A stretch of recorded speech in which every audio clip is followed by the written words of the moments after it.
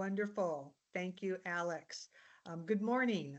My name is Angela Sierra. I'm an attorney with the California Department of Justice and Attorney General Rob Bonta's designee on the RIPA board and a co-chair of our board.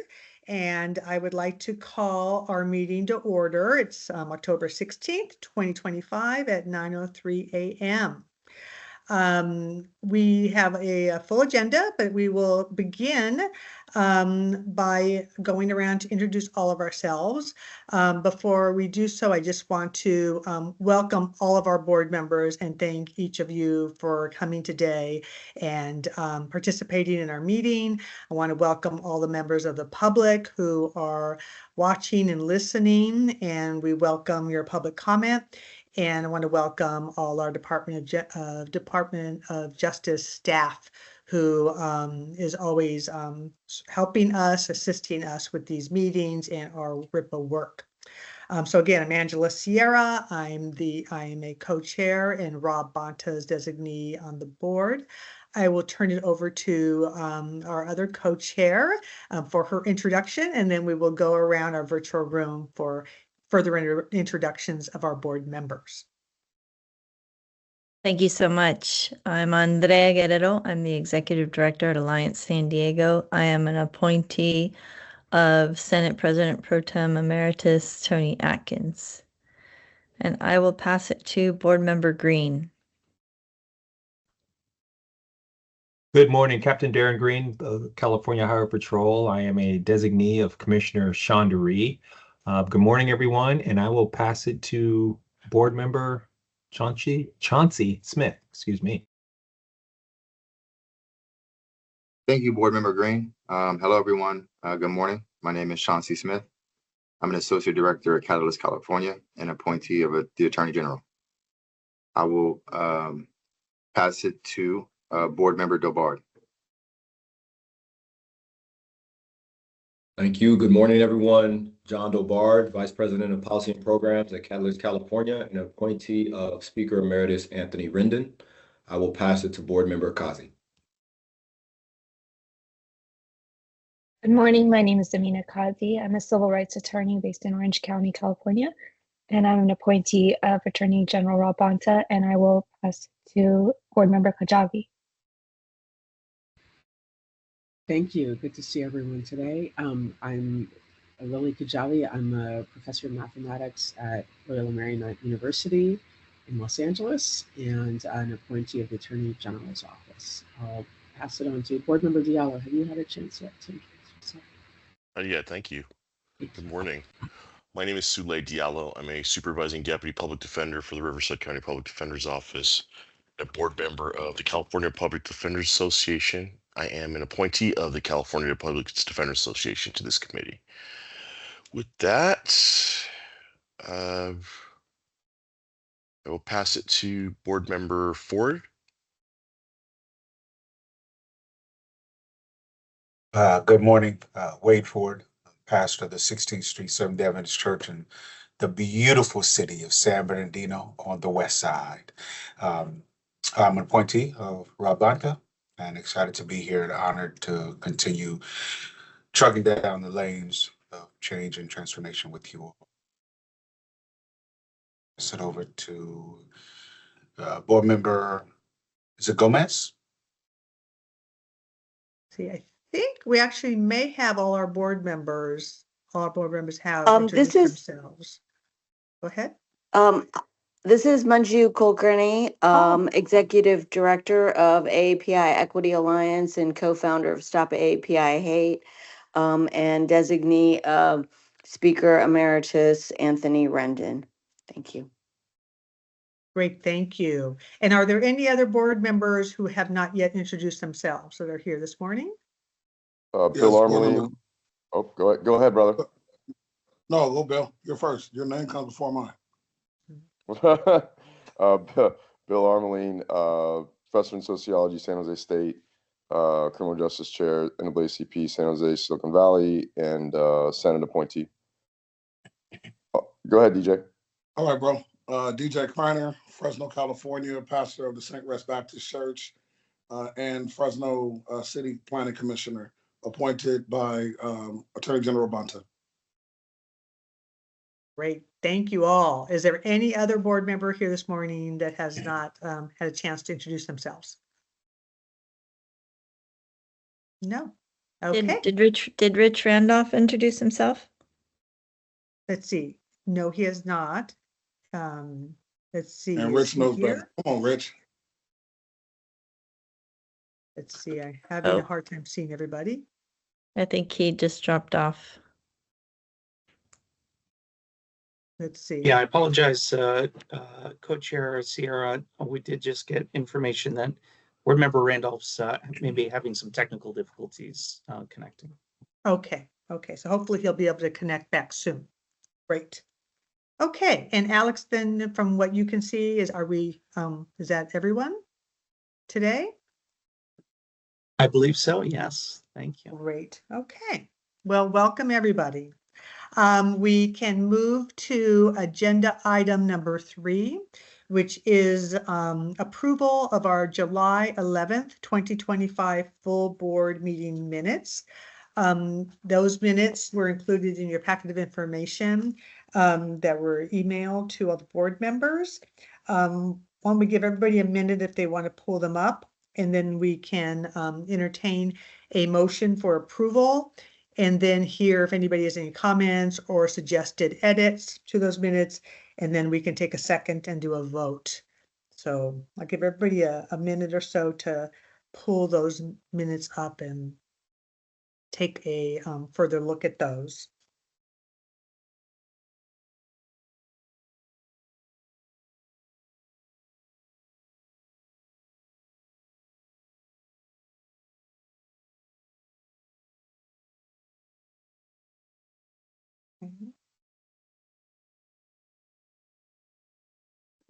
I'll And move to if accept the minutes. anybody, go ahead. I'm sorry, Board Member Armeling. Yeah, just moving to accept the minutes. Wonderful. Okay, we have a motion to accept the July 11th, 2025 minutes. Does anybody have any comments or suggested changes, or anybody would like to make a second to that motion? Second. Okay, we have a second. Another moment just for any comments or edits?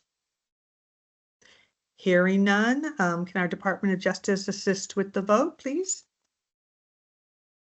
Motion on the table to approve the July 11, 2025 full board meeting minutes. We will go in alphabetical order. Board Member Armeling.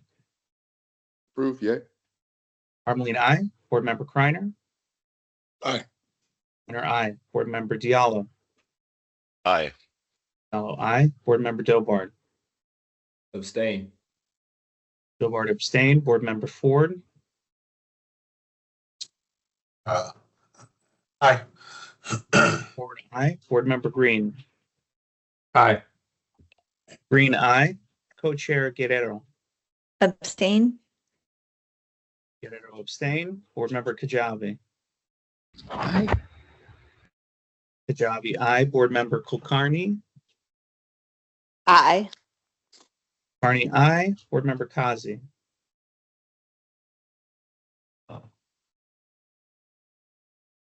Board Member Kazi. Yes, aye. Kazi, aye. Board Member Randolph. Abstain. Randolph abstain. Board Co-Chair Sierra. Aye. Sierra, aye. Board Member Smith. Aye. Smith, aye. The motion passes with 10 ayes and 3 abstentions. Wonderful. Thank you. And Chief Randolph, welcome. It sounds like you're back on. You didn't have an opportunity to introduce yourself, so if you'd like to do that before we go on to our next agenda item, please do. Good morning. I apologize. Rich Randolph representing PORAC and the Peace Officer Profession. Look forward to working with you all today. Terrific. Thank you. Okay, we now we'll move to agenda item number 4, which is the updates by the California Department of Justice. So I will turn it over to them for that update. Good morning again, board members. Really appreciate everybody being here. I wanted to give a very brief update. My name is Alex Simpson. I'm one of the attorneys on the on this version of the 2026 RIPA report.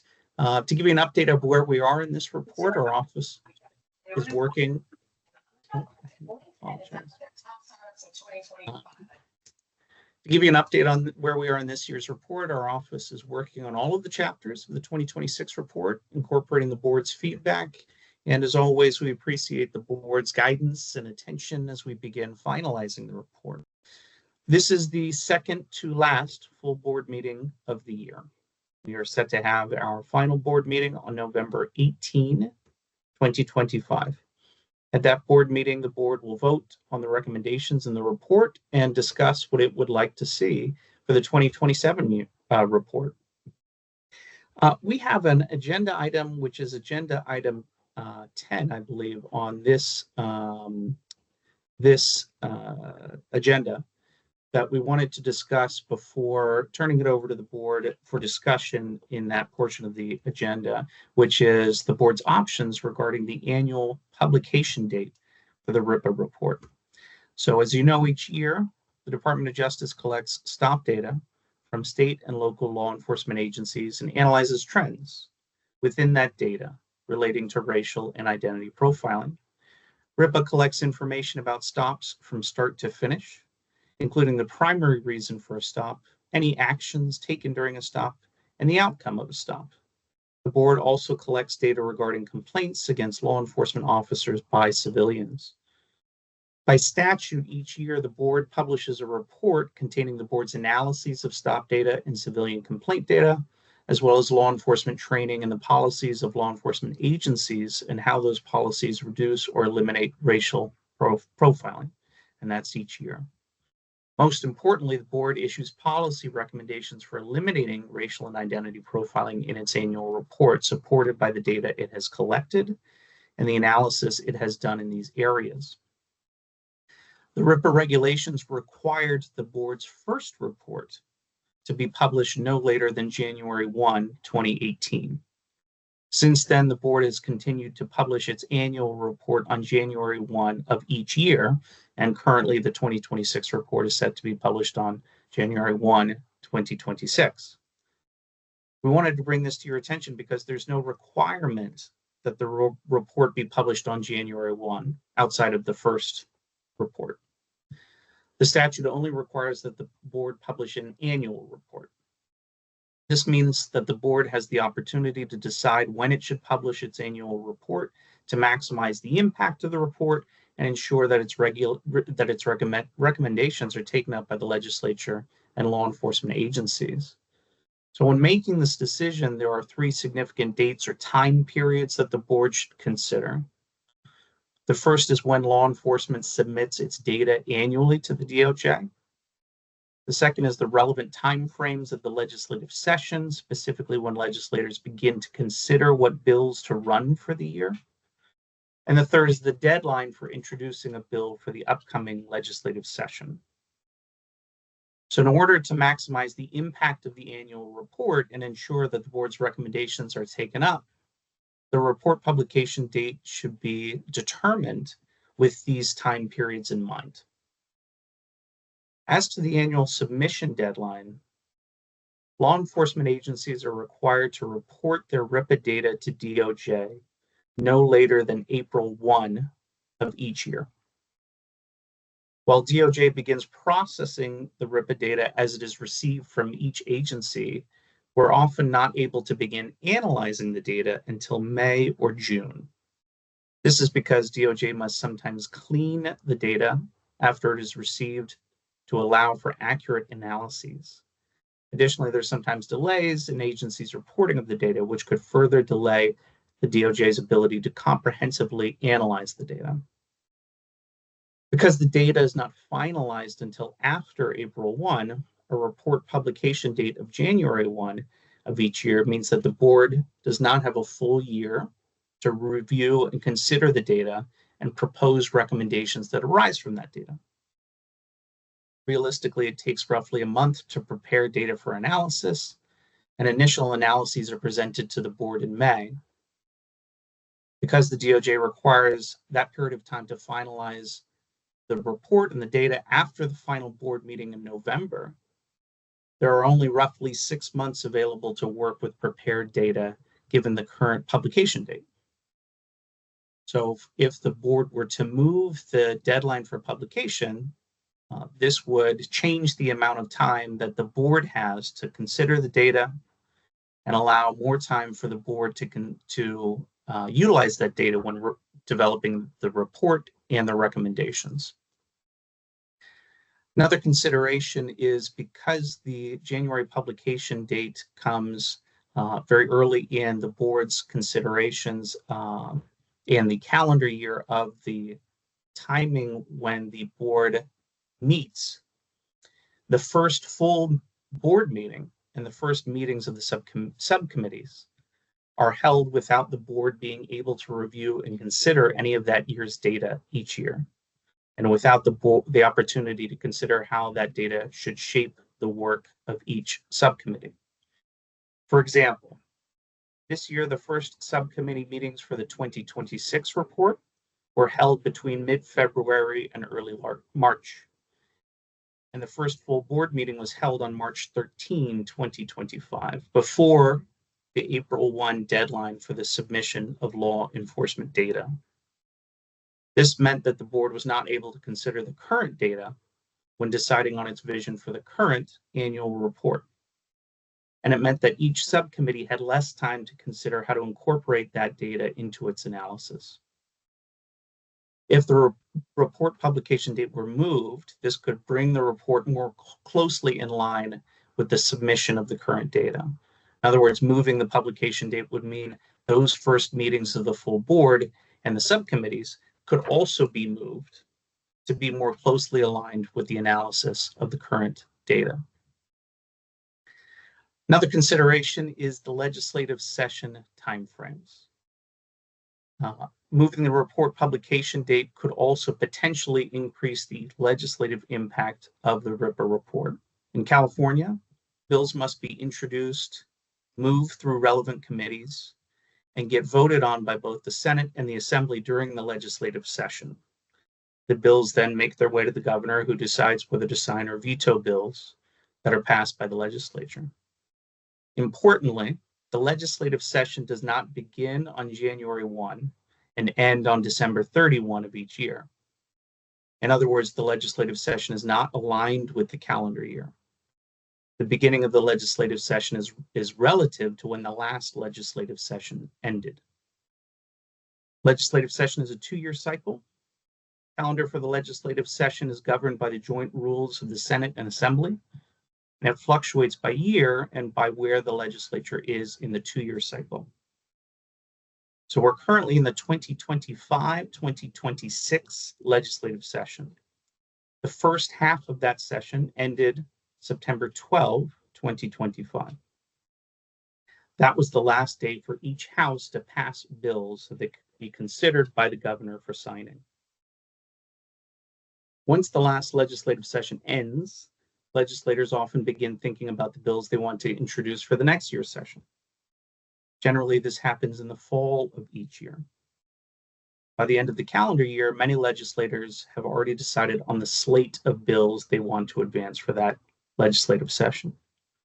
So as it relates to the RIPA report, a publication date of January 1 means that the report comes very early in this process, even before the prior legislative session has ended. If a legislator was interested in introducing a bill based on recommendations in the 2025 report, for example, they would not be considering that report or the recommendations until around this time of the year, some 10 months after the report was published. If the report publication date was moved, the recommendations in that report could be more timely. Also want to talk just very briefly about the legislative bill's deadline. The RIPA report may be too late in the legislative cycle to introduce bills based on the board's recommendations. In California, the deadline to introduce bills for consideration during the legislative session also fluctuates by year and by where the legislature is in the 2-year cycle. For the second half of this 2025-2026 legislative session, all bills must be introduced by February 20, 2026. Publication date of January 1 means that legislators interested in the recommendations by the board have less time to consider those recommendations and craft language relating to the recommendations into bill form. This is because the January 1 publication date comes after many legislators have already decided on many of the bills they want to advance before the report is published every year.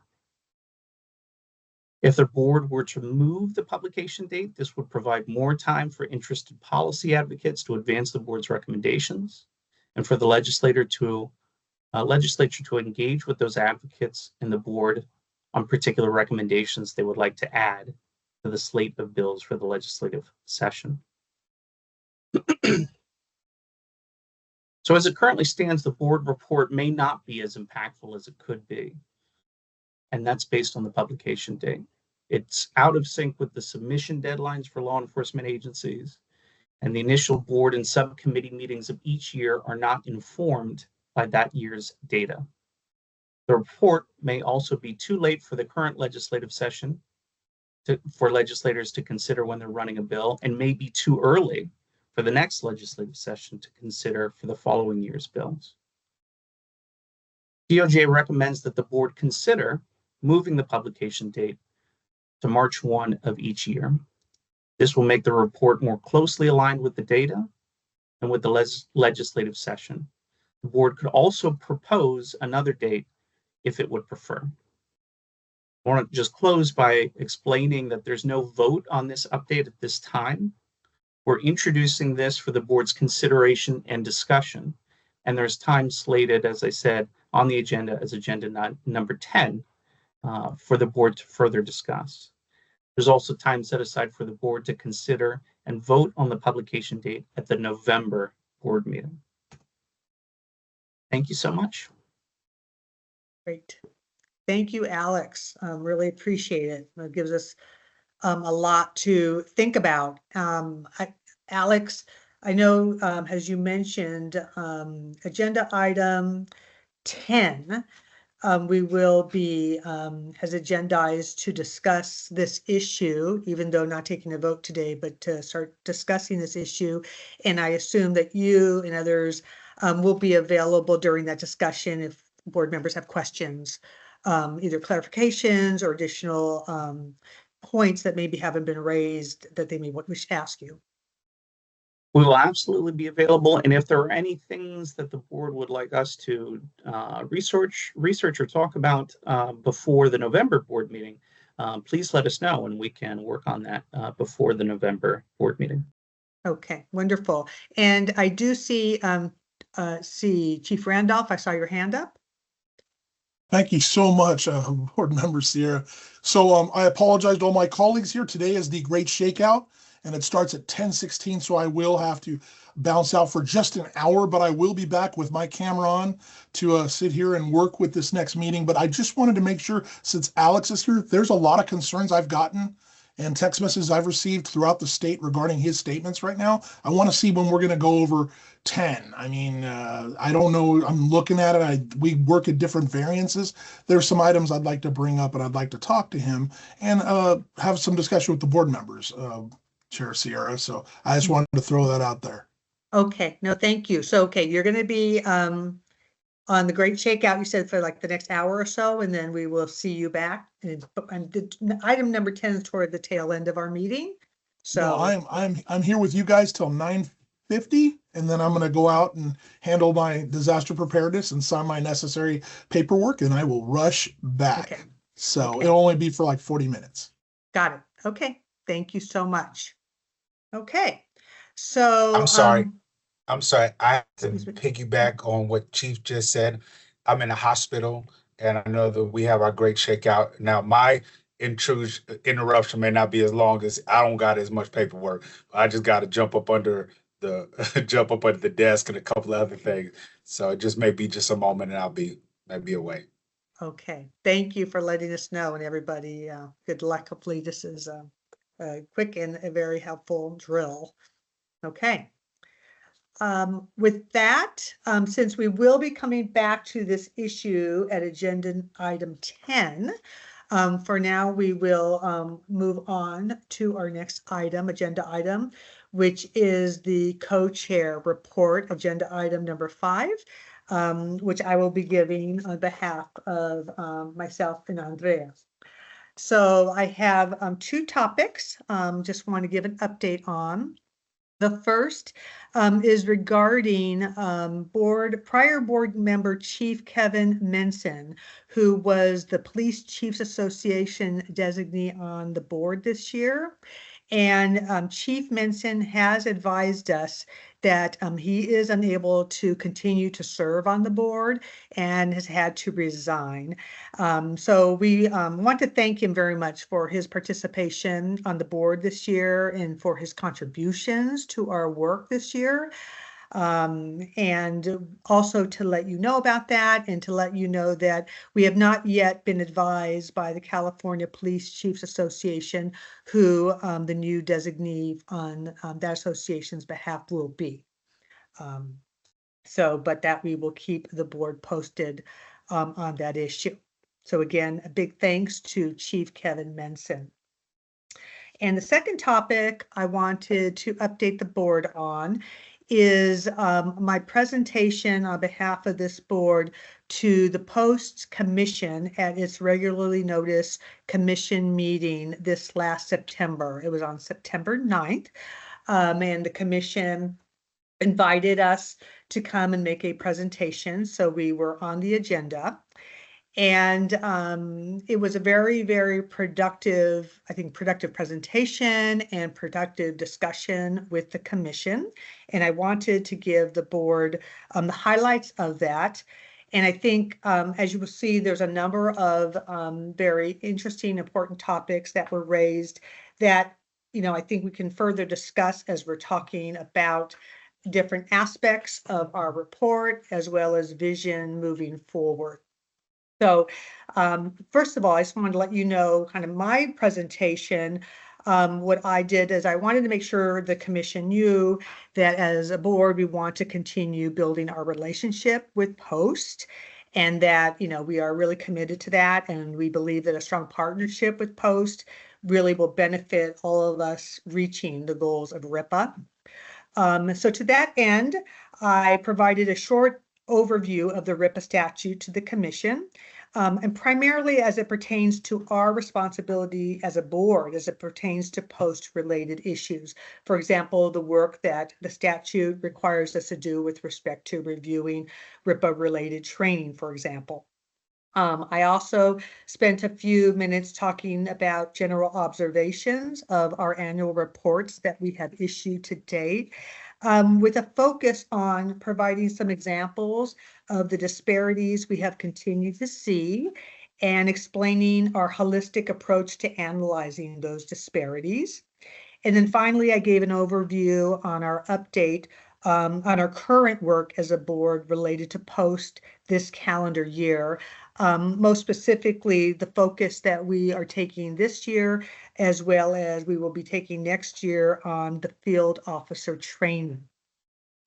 And then finally, I did ask the board at the Post Commission that we as a board would very much, we do make these presentations annually to the commission, but that it would be really helpful that if we could make our presentation prior to the commission acting on any RIPA related proposed recommendations by its staff, so that if the commission has questions or wants further input or wants us to hear some of their observations about the recommendations, that we can have that conversation before they take action with respect to our recommendations. So after that presentation, we opened it up for comments and questions and observations to the commissioners. And it was, a really very productive and very full discussion. The feedback that I received, and I told them I would relay to this board. First of all, the commissioners relayed that they very much did appreciate the spirit of collaboration. And the executive director was there and talked about how, we have been working very closely, particularly this year, and want to continue that collaboration. I did hear from some of the commissioners some concerns that were relayed, and some of the concerns related to the mandate for peace officers to report the RIPA data. You know, under the RIPA statute, what is required for each officer to report after making any stop. Some of the comments was that the rank and file officers find it burdensome, some find it very difficult after a full shift, especially officers that are very active during the day. And they really were encouraging us to learn more about that, to understand where the officers may be frustrated or coming from, both with respect to, you know, if we are ever looking at, you know, the stop data inputs, whether any changes might be made to those for efficiency, and also with the respect of what training we may be recommending to the officers. So to support, you know, this topic and the concerns raised, some commissioners are really very much recommending that board members go on ride-alongs, particularly with officers who are very busy or with field training officers. To better understand and get a more like on-site view of what is happening. And also to invite rank and file officers to our board meetings in the future, officers that are would, you know, fill those forms out and to hear their observations and experiences.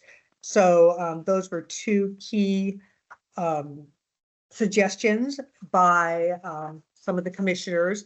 And they also, to the extent that there are officers in the field that are frustrated, that they thought that could help bridge the gap too, for us to collaborate more on the very practical level. We also received comments, or I received comments and questions about whether, in addition to looking at, you know, training and other topics that we've been looking at, whether we have been able to look at the topic of culture of an agency, particularly when it comes to how an agency measures awards. For example, if some agencies are measuring outputs such as number of arrests or number of citations versus some of the other data that we are seeing through the RIPA data, if we're seeing any correlations.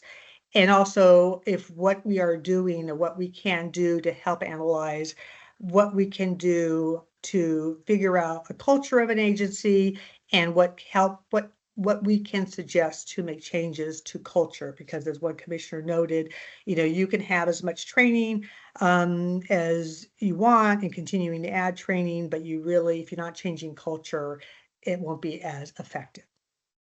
Then two more comment areas that were expressed. There was a question about when discussing our methodology of the different ways we're analyzing the disparities and the data. I was asked why the board has no longer used the one methodology referred to as the veil of darkness, which is a methodology that we have as a board used in the past. But I believe as of 2023, the board had voted and decided, you know, among the many methodologies we use, to no longer continue that methodology. That had been a topic that had been discussed previously by the board in prior years, with a lot of discussion of the pros and cons of that methodology. But anyway, the question was raised. And in looking at the 2023 report, I see that we don't have much discussion of that. And so that is something for us to consider, is if we want to do a further explanation of why we are no longer using that, or if that's something that we should reconsider. And then finally, on the topic of our recommendations regarding trying to encourage and recommend that training be measured for effectiveness. I received feedback that to the extent that we can be specific on ways that training can be assessed for effectiveness, The more specific, the better would be helpful in posted viewpoint. So again, that's a lot of different topics. I was very appreciative, to hear this feedback. I think it's important for us to hear this feedback. And these are topics that I think that some of them are going to be very much aligned with some of the chapters that we are discussing, and we can weave in some of this, some of these observations into our discussion of those chapters, as well as when we talk about visions for future reports. So I think I saw a hand up on this. And again, I think that we will be continuing to discuss some of these issues on agenda item number 7, when we're talking about our draft report recommendations. But I think I saw from board member Ford, I think your hand was up. I realized as you're going, I didn't want to interrupt you as you were sharing. And if we're going to talk about recommendations, agenda item number 7, I can wait until then. But I just had a thought to one of them that might be able to decrease some of the frustration by the police officers about increased paperwork, which don't nobody ever want. And so I just have a thought of something that might be able to simplify some of those frustrations and challenges. Right. Okay. Well, thank you. And I just want to underscore, I really feel like the commission, they want to work with us. And really, I think we're very grateful that they felt that they could relay, these ideas and concerns and thoughts to us. So really happy to continue this conversation with all of you as we work our way through the topics that we are engaging in this report and in the future. So let's see, with that, I think I'm going to double check. I believe that is all I have for my co-chair update. So we can move to agenda item number 6, which is our subcommittee reports. So I'm going to start with, I'll turn it over to our representative from the Stop Data subcommittee. They'd like to give the report. Sure, thank you so much. I appreciate it. So the Stop Data subcommittee, we last met on September 18th, and that meeting centered, let me say, largely around a presentation from DOJ and then discussion of the draft as it stood at that point. The DOJ presentation included largely analysis that have been conducted since the July 11th board meeting. DOJ shared a summary of many data elements, such as average number of actions taken during a stop, most common actions taken during a stop, the most frequent results of stops for different, in particular, of course, for different identity characteristics, such as perceived race and ethnicity, and also other identity characteristics. Something new was what could be called a co-occurrence analysis, that is, looking analysis of how often different actions occur together. So given a stop, a different way of understanding how different various demographic characteristics might relate to stop events such as searches and other actions. And then the subcommittee had a chance to discuss these updates or where they stood up to that point. And so you'll see in the current draft, there's analysis largely focused, of course, on the 2024 stop data organized by perceived characteristic. This is similar to the analysis of youth stops in last year's report. Maybe I'll also say more generally, both the stop data section and the policy section reach into the RIPA data as part of their analysis. And I don't know, in the final report, it may be that some aspects of the policy section move to the data, or potentially vice versa. But I'll just highlight a couple more items that were focused in the stop data subcommittee's draft. So as in prior years, the analysis centers on differences in perceived characteristic relative to stop data elements. So reason for stop, for example, was a moving violation or an equipment violation, common outcomes, and especially for denied different demographic groups. In general, there's a persistent concern that things like stop rates are elevated, especially for Black and Latino drivers and pedestrians. I'll highlight that there's some new data elements specific to this year. One of them already came up in the earlier discussion. Perceived housing, I believe, came up. Perceived housing status, for example. This was also the first year where stops can be disaggregated readily by the type of stop. So was it a vehicle stop, a pedestrian stop, a cyclist stop? As you can expect, by far the most common type of stop are vehicle stops. Well over 80% of the stops, and then pedestrian stops.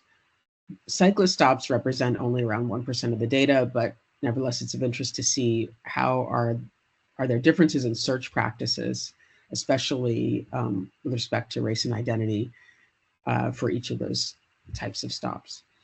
I'll say also importantly that there's a new variable or data element related to consent searches that differentiates between written, verbal, and implied consent. The vast majority we'll see in the report of consent officers indicate is obtained verbally, some smaller fraction written, and then a very small number of stops include this new category of implied consent, but that still involves hundreds of stops across the state. And then I'll say also there's an analysis relative to officer-initiated stops and call for service. This is something that folks on our board, especially the law enforcement perspective, have proposed is important to differentiate. As I mentioned earlier, there's this new so-called co-occurrence analysis. Let me just add that at the meeting, we did discuss the idea of ways to make the draft more accessible, and those include within the draft breakout boxes that might highlight or clarify particular terms or findings, and also the idea of having an executive summary that could accompany the report. We've done that in some years, or maybe even a one-page handout that highlights particular findings. And then we discussed the importance of a public data dashboard. And I want to say as an aside, I hope that later in this meeting, we'll have an opportunity to discuss. I know we're focused on the report recommendations, but have some discussion about the status of a data dashboard, perhaps at the next meeting to include a presentation from DOJ about what's happening on that front. And then finally, I'll say that, as I mentioned earlier, there's obviously overlap between the policies section.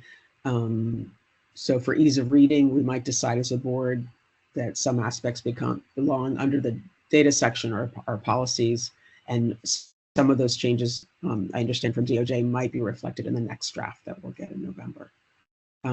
Finally, I want to highlight, I mentioned earlier that disparities in search rates especially and other outcomes are really a concern around that has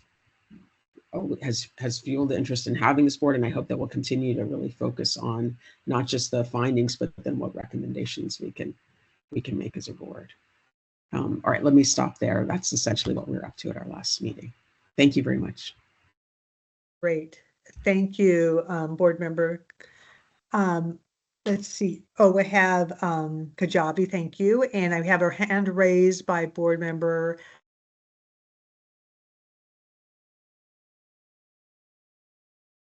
Hi, can you hear me? Yes, we can hear you. Oh, okay. Apologies. So I was wondering if I could go next to give the post subcommittee report as I'm driving, and so we'll be on the freeway in a second. Great. So I wanted to share that the post subcommittee met on September 8th of this year, and during the meeting we heard from DOJ staff about the status of the report, and we heard a presentation from DOJ consultants who will be working on the field training program section of the 2026 and 2027 reports. A few highlights. As we reported at the July meeting, this year's post chapter focuses on the status of past board recommendations to post, the two post workshops from last year and this year, both of which board members attended. potential guidance post can issue for law enforcement agencies to measure the effectiveness of RIPA-related training courses and the different components of post field training program. Since our report to the full board in July, we have a few additional updates, which are we are waiting to hear from Post on plans to implement 2 of the 5 recommendations, which it had partially supported in the 2025 report. We're also waiting to receive the anticipated completion date of the expanded Museum of Tolerance Train the Trainer course, which the board reviewed and updated in 2022. Those recommendations can be found in the 2023 report, RIPA report. Post has implemented training guidelines for training courses related to RIPA after agreeing to do so in 2024. And the Post Commission also adopted a definition of bias conduct for purposes of screening during the hiring process and for internal affairs investigations alleging bias conduct. And there, although Post hosted a workshop on this so that subject matter experts and RIPA board members could collaborate to develop a definition of bias conduct, the Post Commission ultimately chose not to use the definition developed at that workshop. And while we are disappointed as a subcommittee to learn that Post did not adopt the language and definition that was developed at the workshop, we are hopeful that having a definition of bias conduct will help law enforcement agencies improve their decision-making recruitment. In terms of the presentation by DOJ consultants, as previously discussed, you can see in the current draft of the Post section, the board is reviewing the field training program as part of our ongoing responsibility to review all Post courses related to racial and identity profiling. As we've said many times, the field training program is an incredibly important part of every peace officers training as it transitions newly assigned officers from basic course academy to in a classroom setting to patrol field training. Because this course is so important, the subcommittee is reviewing the program over 2 years. During the September 8th subcommittee meeting, the consultants presented their initial review of the field training course materials, and there was a robust discussion about the materials as we reviewed them. The next step is for board members to review the full field training program next year. And in terms of sort of what we are looking at for the future, we will review the guidelines in more detail, and we plan to work collaboratively with Post on learning more about the implementation of RIPA guidelines. And we will thoroughly review RIPA-related components of the field training program for the 2027 report. And lastly, we'll continue to work with Post on potential review of any additional and forthcoming RIPA-related workshops, regulations, and trainings. That is it. Thank you. Great. Thank you, Board Member Kulkarni. Let's see, why don't we move on to the report from the Accountability and Civilian Complaints Subcommittee.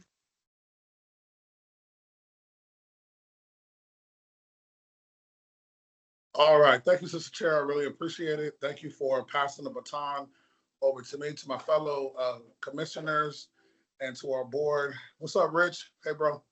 To each of you, I greet you with a good morning on this fine, beautiful day in Fresno, California, where finally, for the first time in about half a year, well, it is not 100 degrees. So praise God for that. The Accountability and Complaints Subcommittee report that I would like to give this morning is that we met on September the 2nd, 2025. And during the meeting, the subcommittee heard from DOJ staff about the status of the accountability draft, as well as the civilian complaints draft, and discussed their feedbacks. And here are some of the highlights that I would like to discuss with you quickly. Regarding the civilian complaints draft, as you can see, based on the draft that each of you have, the section includes information about civilian complaint trends, seen in the 2024 RIPA data.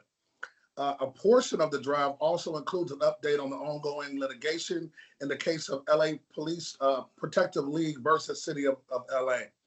As discussed in the drive, as discussed in the drive, that case relates to the legality of Penal Code Section 148.6, Subdivision A1, which makes it a crime to file a knowingly false allegation of misconduct against a police officer and requires complainants to sign an advisory acknowledging that filing a false complaint is a crime. The board has previously expressed concern that Penal Code Section 148.6 may have a chilling effect that deters members of the public from filing valid complaints. The LA Police Protective League case is currently challenging the constitutionality of Penal Code Section 148.6 before the California Supreme Court.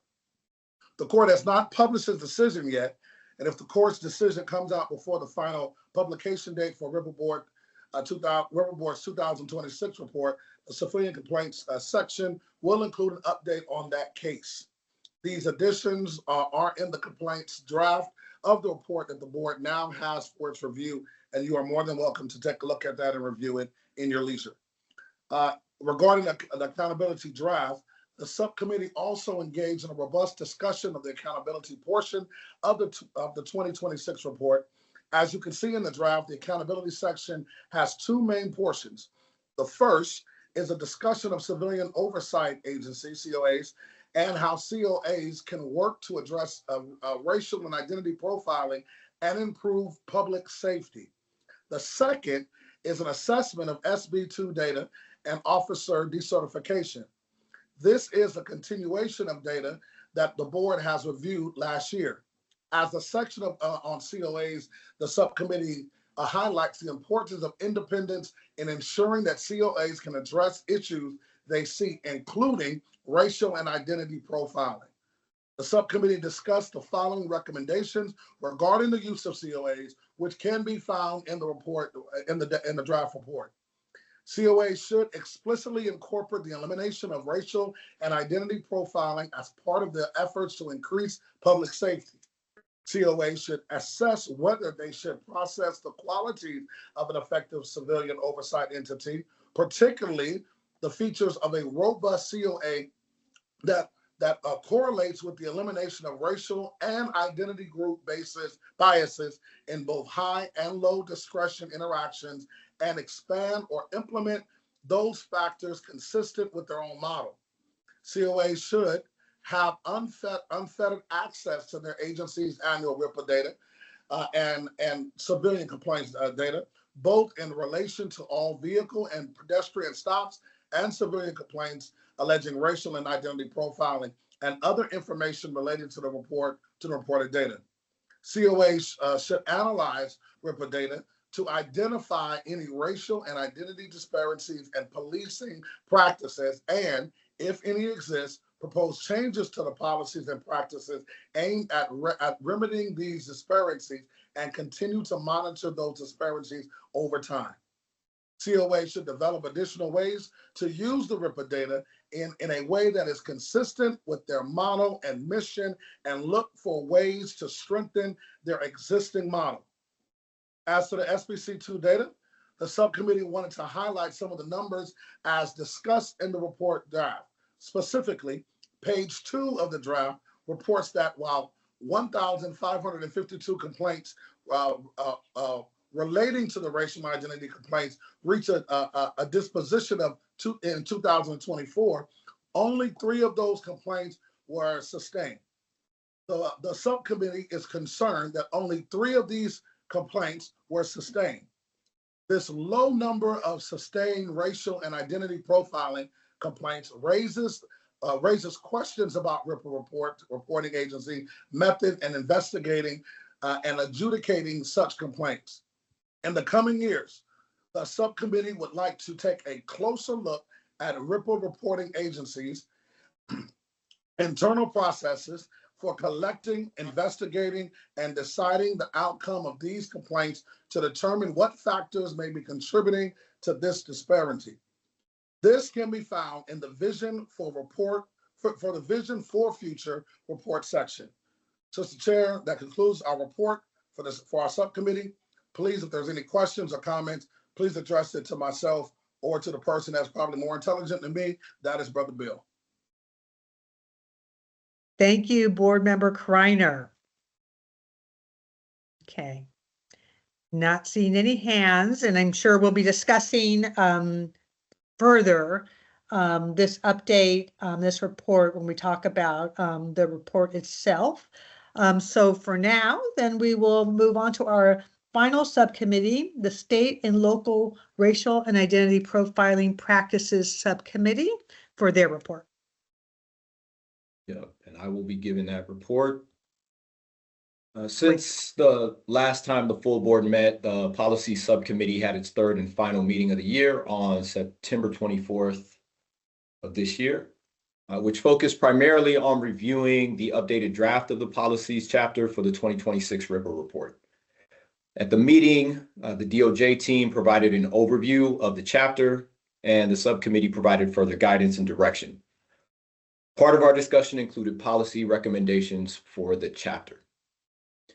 Here's an overview of the chapter, which generally examines how public safety can be improved through reductions in racial and identity profiling. First, the chapter examines the factors that contribute to and take away from a community's feelings of safety, including the underpinnings of racial and identity profiling and how profiling affects public safety.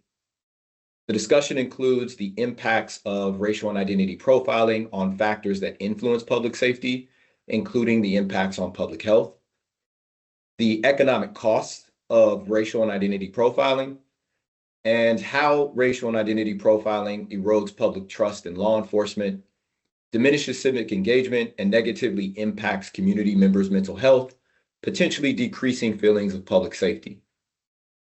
Second, the chapter looks at the law enforcement practice of oversaturation, which occurs when law enforcement concentrates its presence and resources in a particular community. The chapter examines how oversaturation negatively impacts the community's sense of safety.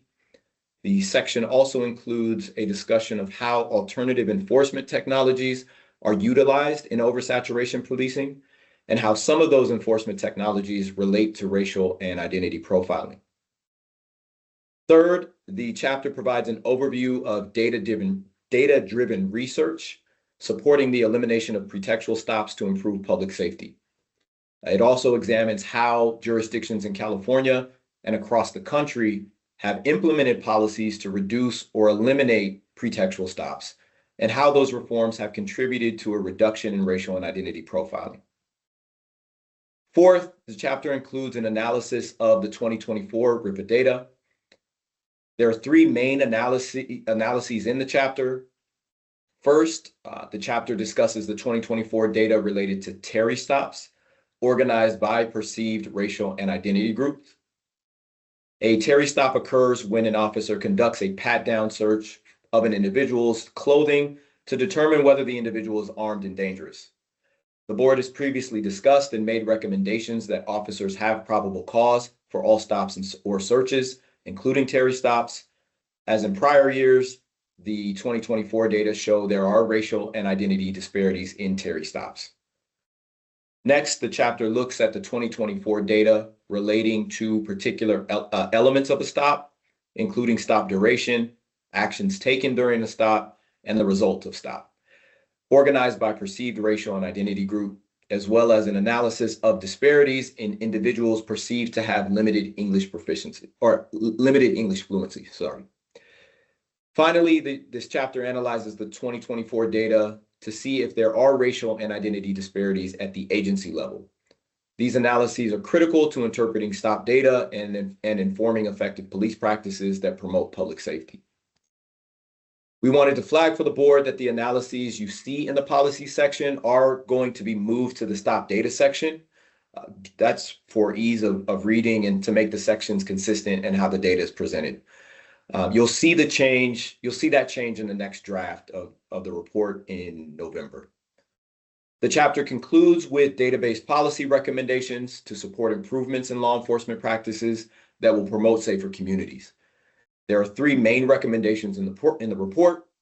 The first is that the legislature should enact legislation similar to policies in places like North Carolina, San Francisco, West Hollywood, Los Angeles, and Virginia to prohibit pretextual stops and enact legislation limiting stops only to specified offenses considered to impact public safety. This recommendation is supported by the recent research discussed in the policies chapter of the report. Second, the legislature should enact legislation to prohibit or limit policing practices that rely on oversaturation of marginalized communities due to the negative effects of those practices on those communities. Again, this recommendation is supported by the recent research discussed in the report regarding the negative impacts of oversaturation policing on marginalized communities. And lastly, the legislature should enact legislation to study and make further recommendations limiting the use of alternative enforcement technologies discussed in the chapter, such as face recognition, gunshot detection, and predictive policing, to determine whether these technologies exacerbate racial and identity profiling. Again, all of these can be found in the chapter of the draft, and that's it for me. Great. Thank you, Board Member Dobard. And with that, we have all of our subcommittees reporting. And I'm now going to turn it over to our co-chair, Andrea Guerrero, who will walk us through and facilitate our discussion for the second half of our meeting. So turning it over to you, Andrea. Thank you so much. I appreciate the updates on the different sections of the report from the committee chairs or co-chairs. We will now turn to the report itself to see if the board has any further recommendations on the sections, and we'll go section by section.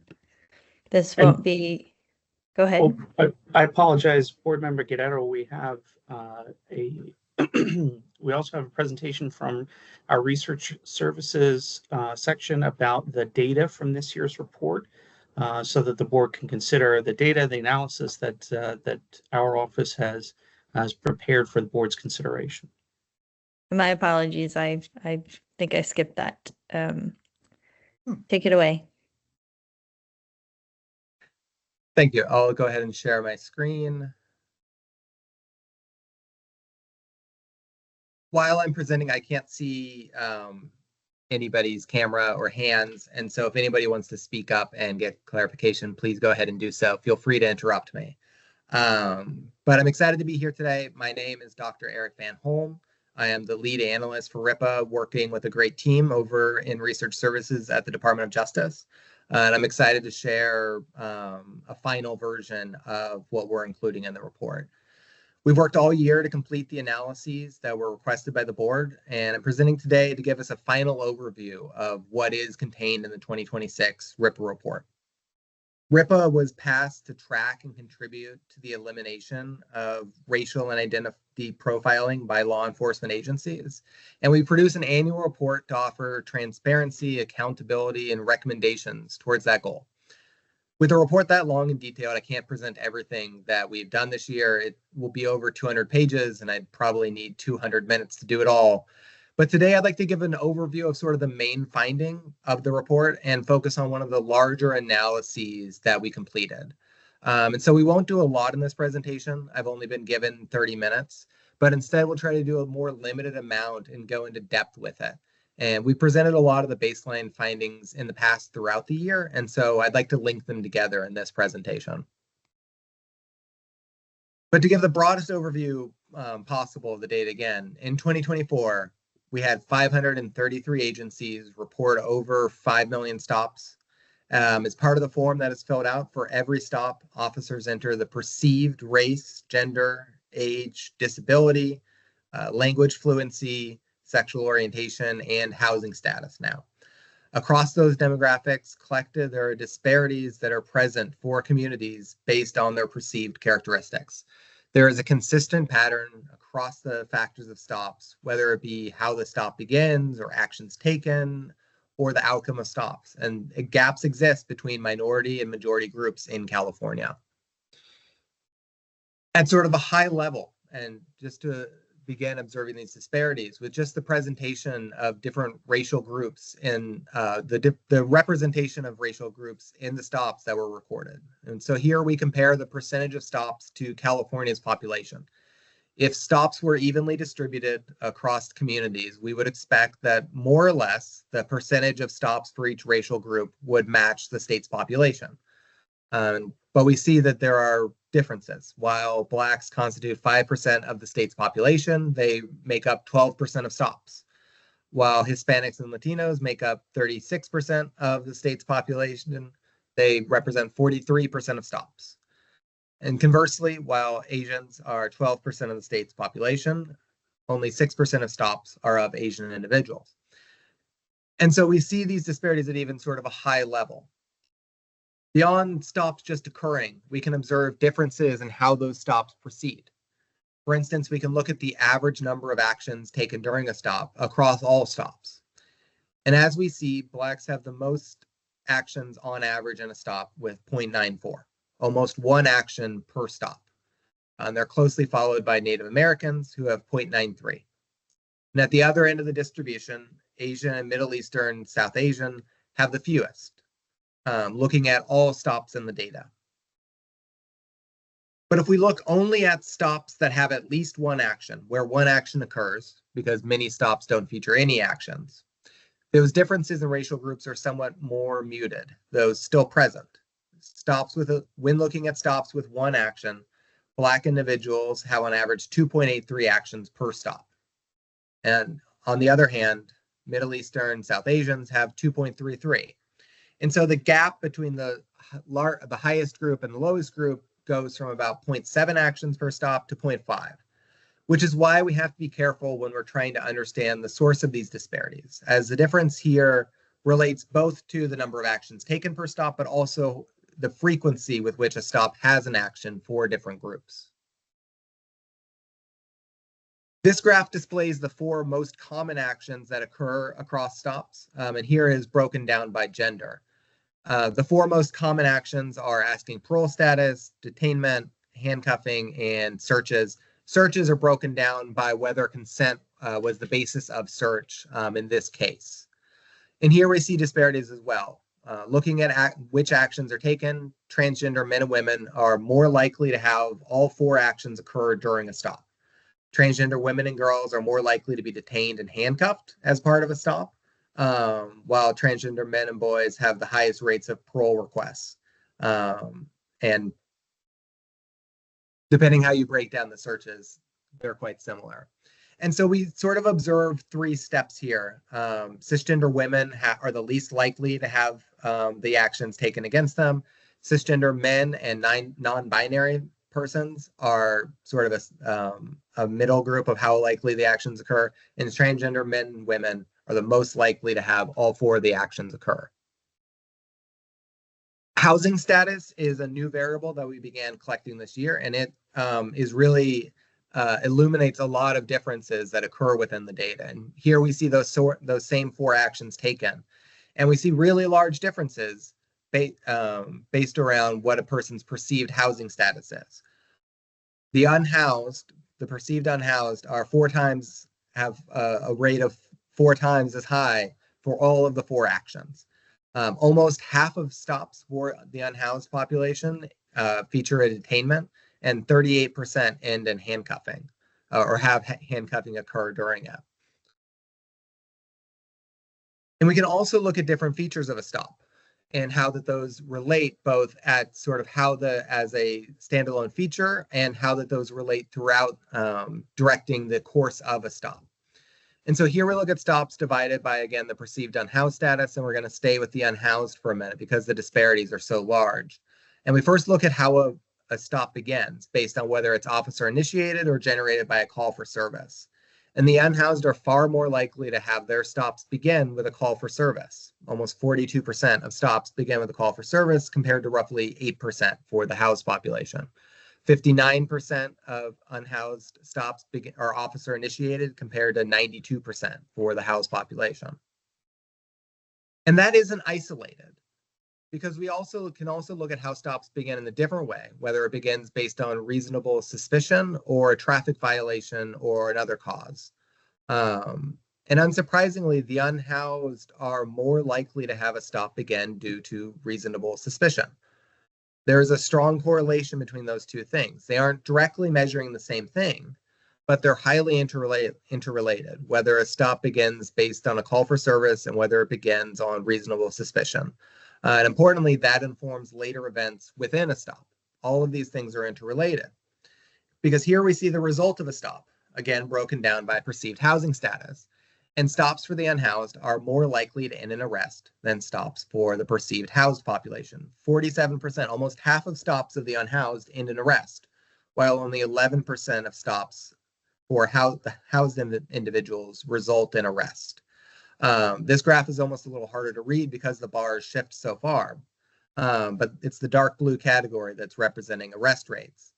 48%, 47%, almost half of them stops for unhoused population end in arrest.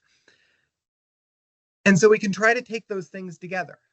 We know more stops are being the result of reasonable suspicion and a call for service for the unhoused population. And we know that those stops are ending in arrest at a higher rate. And so how do those different factors of a stop impact each other? How do they sort of set a course throughout a stop that we can understand where the source of the disparity is? Because for the unhoused, we know that there's a disparity in terms of how often that they're arrested. And a question that we could ask is, how much of that is a factor is being driven by how the stops begin and other systemic factors versus a characteristic of being perceived unhoused? And those are the kinds of things that led us to this co-occurrences analysis that we completed, that the board requested for us to look at a few different questions and trying to untangle this relationship between different variables captured in the stop data form. There were sort of a set of different questions given, one of which was just to understand which actions are likely to co-occur during a stop. Earlier, we looked at these graphs of the rates of different actions occurring during a stop and seeing how often they occurred for different groups. But when one action occurs during a stop, what other actions are likely to also occur, and how do they shape each other as sort of creating a holistic picture of a stop for different groups?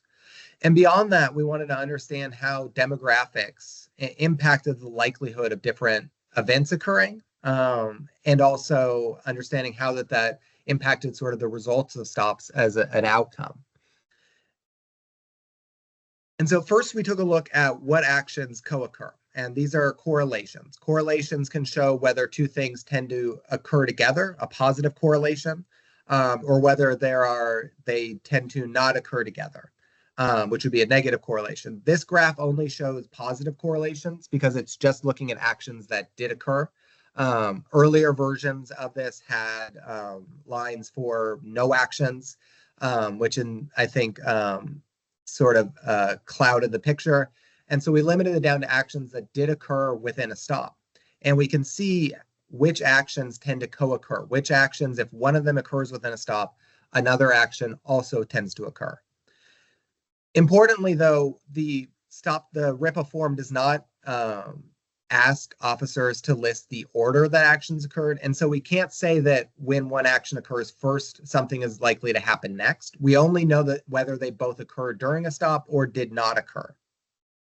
And so I'll point out a few of the actions that are most likely to both occur within a stop to help clarify this graph.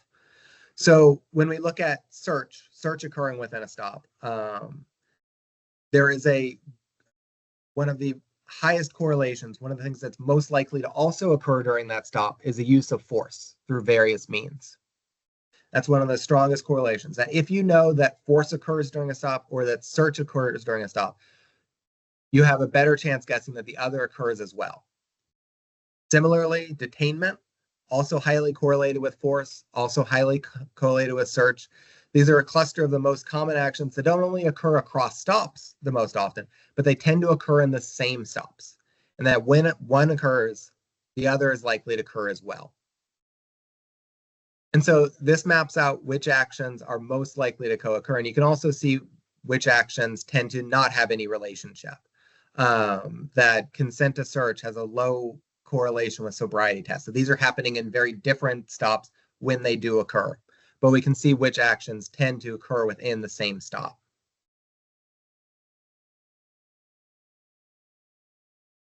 So this is a table of the variables that we included in our initial set of analyses, trying to understand which demographics and which factors of stop most drove which actions are taken and eventually the results of stops. We study 4 actions that occur during a stop, and we try to understand how these perceived demographics and stop factors, meaning how a stop sort of begins, influence the likelihood of those actions occurring during a stop. And we're using regression analysis, which is one of the most common methods in the social sciences. And what that allows us to do is look across stops and change one factor at a time between our independent variable and the comparison group. And so there's a lot of variables listed here, and I want to sort of limit it for 1 second. And so just highlighting one variable. So when we look at the value of being perceived Asian in this analysis, what we're doing is we're changing a person's race from white to Asian and seeing how that affects the likelihood of a given action or outcome of a stop. And every variable we study has a comparison. And so Asian is always being compared to white. The racial variables are being compared to white. And all of these have a different comparison. Gender is being compared to cisgender men, boys. Age groups are being compared to those between 10 and 14.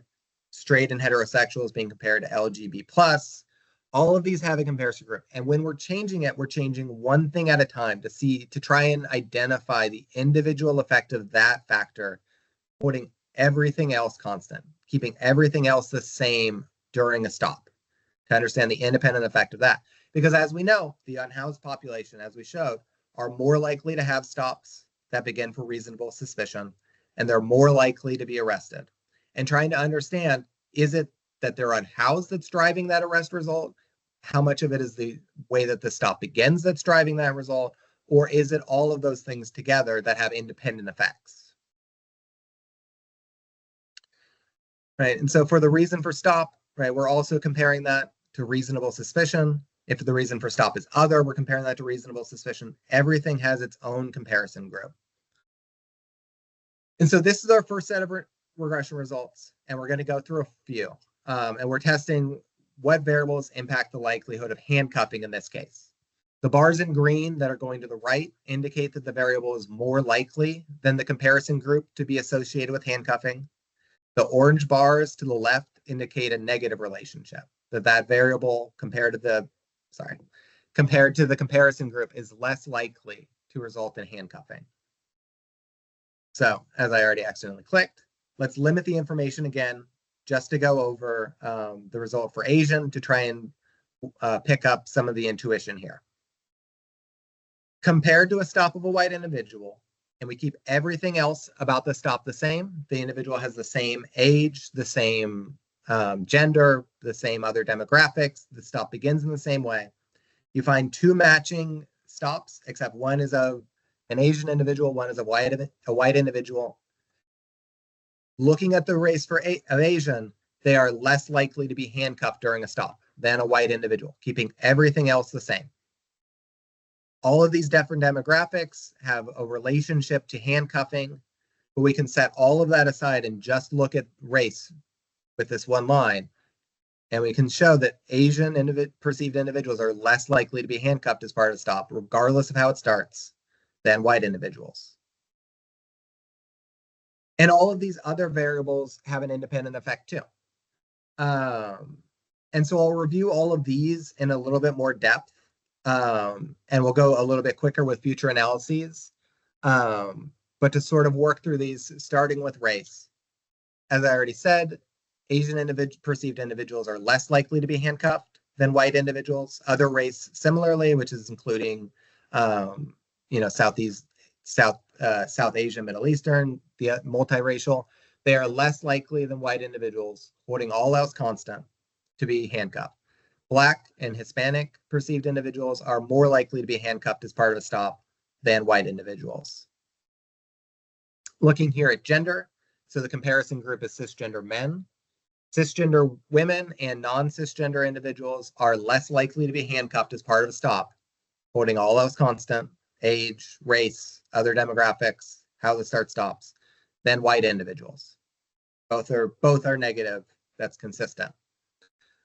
Looking at age groups, we see sort of this typical like life path that people will go through. Handcuffing peaks as you sort of enter adulthood. Those groups between 15 and 64 are more likely than people under 14 to be handcuffed as part of a stop. We see that people younger than 10 are less likely than those 10 to 14 to be handcuffed, and those over 65 are less likely. And so we sort of see this peak of when people are likely to be handcuffed as part of a stop, 25 to 34, and this kind of declining difference as people age into adulthood. We see differences across all the other demographics too. People that have no disability compared to people who have a perceived disability, those with no disability are less likely to be handcuffed. And straight heterosexual individuals are less likely to be handcuffed than those that are LGBT+. Those that have limited or no English fluency or are unhoused are more likely to be handcuffed as part of a stop than those with English fluency or that have perceived housing. And finally, we look at how a start begins. And so if the stop is officer initiated to begin, as opposed to a call for service, it is less likely to have handcuffing as part of the stop. And if the stop is for is caused by a traffic stop, it is less likely to have handcuffing than reasonable suspicion. If the stop begins for another reason, which includes like a parole issue or other sort of reasonable, compared to reasonable suspicion, those stops are more likely to have handcuffing. And so this allowed us to disentangle all the independent effects of these variables across stops to understand the sort of relative weight of each in driving these types of actions. Here we have the same handcuffing analysis on the right, and I keep that up to compare it to the detention results. I'm not going to go over handcuffing again, but one of the reasons that I keep both up at the same time, and we did 4 sets of these analyses, I'm only going to talk about these 2 in terms of actions, but I wanted to compare the results for detention and handcuffing. First, to just highlight that they are fairly similar. The same variables that drive the likelihood of being handcuffing tend to drive who ends up being detained during a stop. There's a real consistency there. But I want to highlight some of the variables that are a bit different, and some of the sort of and some of the ways that sort of set up the likelihood of being arrested. So first, the non-cisgender category, while it's negative while the relationship compared to cisgender men is negative in the case of handcuffing, here non-cisgender individuals are slightly more likely to be detained during a stop. We see not necessarily large differences in sort of the direction of age variables, although 45 to 64 changes direction. They are less likely than those between 10 and 14 to be detained during a stop. But in general, what we see is sort of more muted differences, that there is less of the size, the weight of the difference as you're sort of in adulthood. There's a more equal distribution of who is being detained than who is being handcuffed. That those actions are perhaps being used differently by officers based on a person's age, or in this case are being used less differently based on age. And finally, the unhoused, while this is in the same direction, the unhoused are more likely than the housed perceived population to be handcuffed. They're much more likely to be detained as part of a stop. And so we do see differences in how these actions are used across stops, and it warrants why we studied all 4 actions. And so here we move to the analysis on arrests. In this analysis, we're looking at how demographics relate to arrest. We'll include actions in the next slide and the next analysis. But as a first step, we just look at how demographics help us predict who is being arrested as part of a stop. So before including actions, though, racial groups follow the same pattern. Asian and other race are less likely to be arrested as part of a stop. Black and Hispanic Latinx are more likely to be arrested as part of a stop. Again, holding age, holding gender, holding demographics, all the same. You change the racial group from white to Asian, they are less likely to be arrested as part of a stop. Cisgender women are less likely to be arrested than a cisgender man as part of a stop, holding all else constant. And non-cisgender individuals are essentially equal to cisgender men. There's no sort of difference between those two groups and how likely someone is to be arrested as part of a stop. In terms of age, it follows actually a much a more unexpected pattern, whereas we sort of typically tend to see things, the likelihood of negative events like arrest and handcuffing occur sort of at increasing rates into adulthood. It's only those between 25 and 55 or 54 that are more likely to be arrested as part of a stop than those between 10 and 14. And then if you're above 55, you have a lower chance of being arrested as part of a stop than someone that's 10 to 14.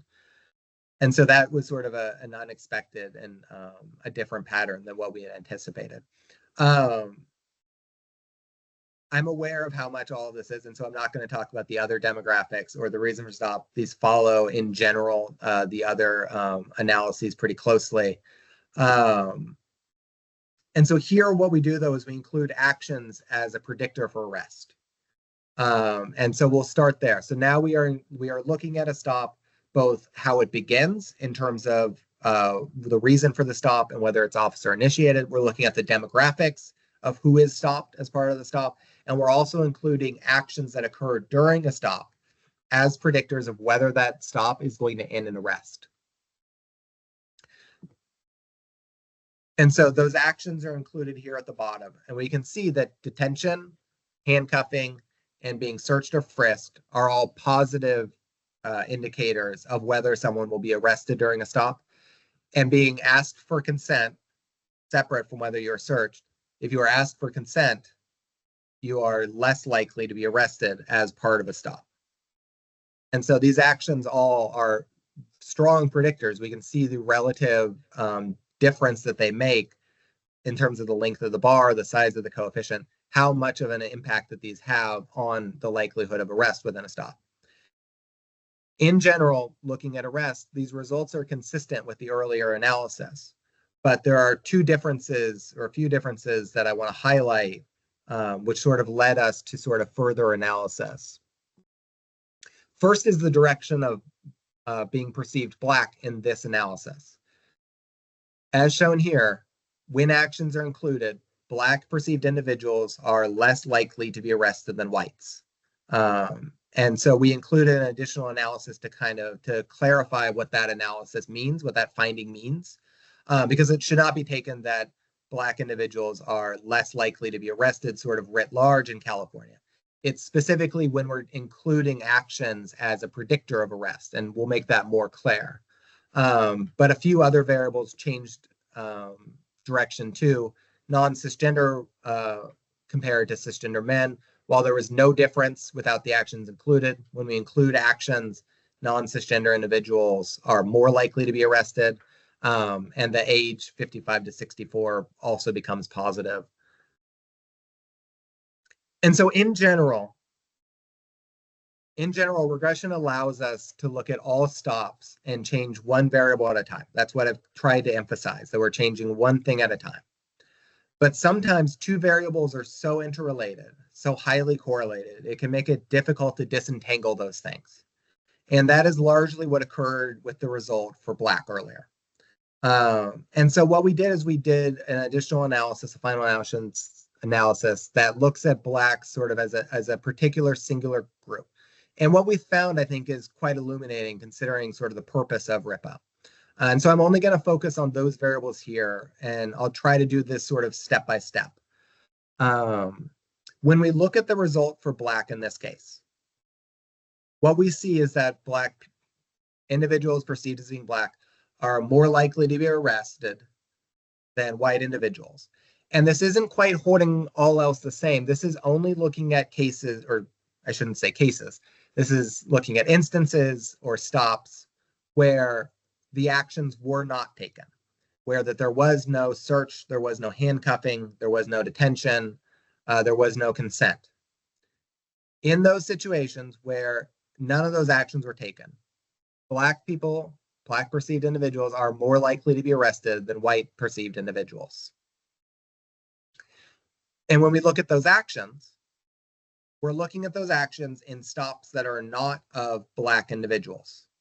We're looking at those actions taken in stops of everybody else.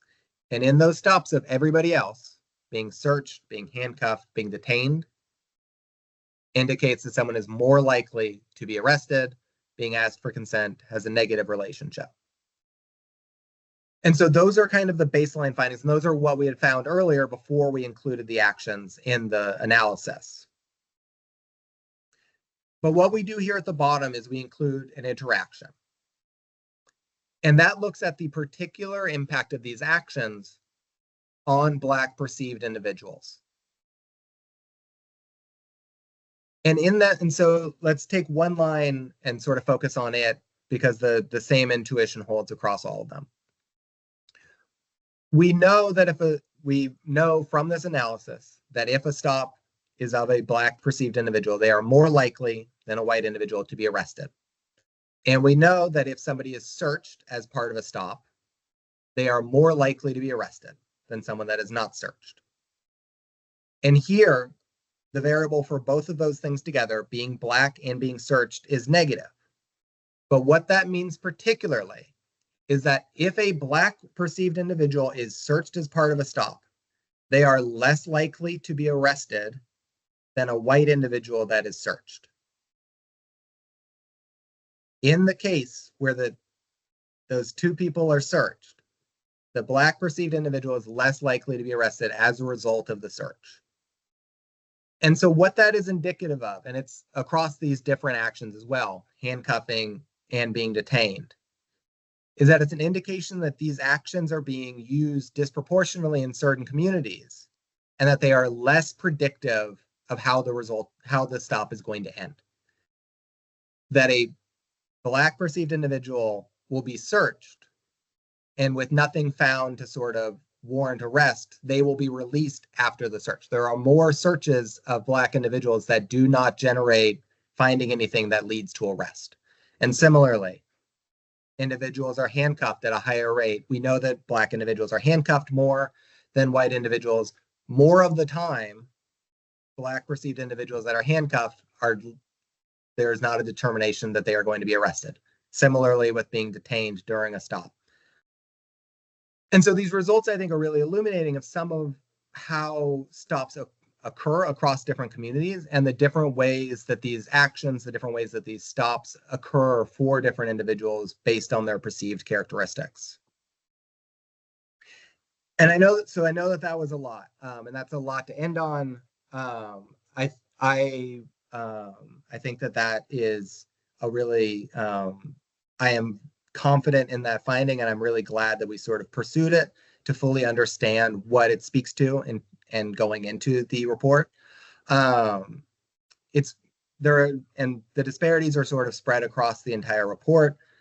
We've put a lot of really difficult work into it, trying to understand where these disparities are coming from, disentangling what parts of them come out of profiling, which part of them come from bias, what come from systemic factors, and other sources is a lot more difficult to directly identify, but the report does as much as it can to try and help us understand.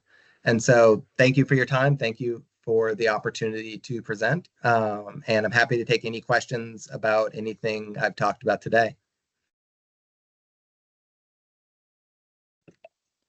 Thank you for the presentation. I invite board members who have questions on the data and the presentations to raise their hand. Board Member Kazi. Thank you, board member Chair Guerrero. Dr. Van Hoen Bravo, it's just to you and the team, that's so intensely illuminating, especially the regression analysis and the co-occurrent analysis. So my first question for you is, just in light of our discussion that will be coming up on agenda item 10, and so far as moving the date of the report, how long did it take for you to do that? And do you anticipate that time frame to shift next year, because now it will be your second time doing that entire analysis, the co-occurrence analysis. And then my second question is if you can pull up the slides again. Sure. I think it was the second to last slide.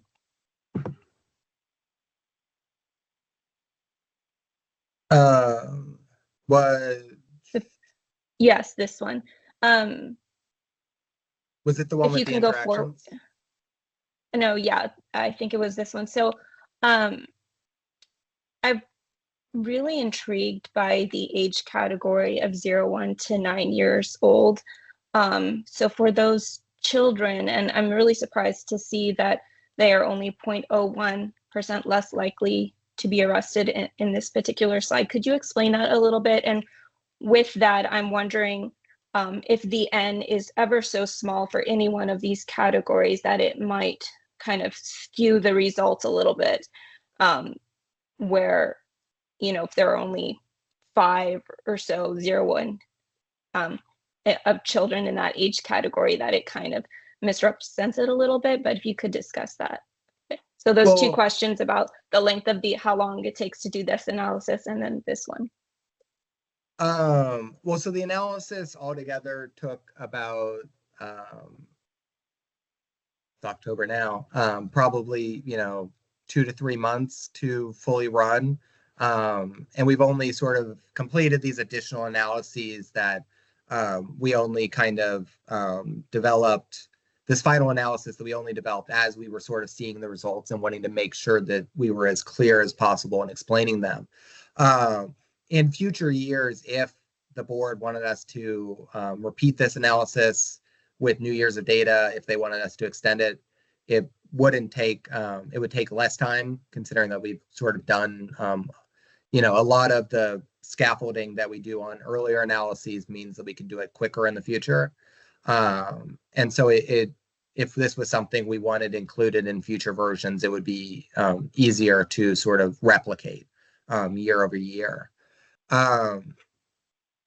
Looking at the age variable, you know, the negative 0.01 just means that there isn't much of a difference in the likelihood of arrest between those that are 10 to 14 or 1 to 9. And, you know, we know that with ages, you know, perceiving ages at that in that age group is quite difficult for officers. It's quite difficult for the general public. I don't know offhand how many stops we have of those groups, but with 5 million rows in the data, it's large enough that, you know, the result is as strong as it is. But, you know, -1 essentially means that there is no difference, that those under 14 have, there's no kind of difference based on their age. And, you know, going up 15 to 17, it's still a very small difference. The differences in how likely you are to be arrested with actions taken into consideration are much larger as you become an adult, which is sort of is stronger and is kind of more meaningful, I think, as those groups become larger.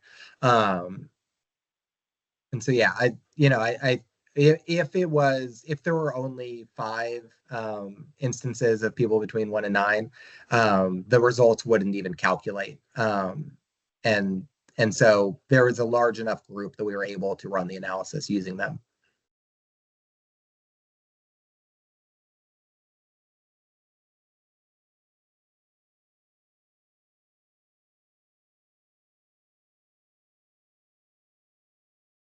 Actually. Great. I see Captain Green. Do you have a question? You're on mute. Thank you. Just looking at this chart here, it's 1 to 9, but then jumps to 15 to 17. Is 10 to 14 blended in somewhere or just missing from the chart? 10 to 14 is the comparison group. So all of these different age groups are being compared to those between 10 to 14. Okay, perfect. Thank you. Yeah. And I see Board Member Ford. Go ahead. Thank you for the presentation. The data is phenomenal and concerning all at the same time. Do you mind taking me to the last slide? I had a question. The last slide kind of went off a little bit fast, but there's something that caught my attention. This is the last slide with data. No, not the last data slide, just the last The slide. conclusion? Yep. Okay. So whether these disparities are gathered by bias, systematic factors, or other causes, it's more difficult to directly identify. So I guess my question was one, it seemed like there was an overarching trend of the analysis in terms of people groups, but yet there's a bit of ambiguity in the conclusion. Is that into the how and not the outcome? So not attempting to apply how we got there, but this is just what it is. Yeah.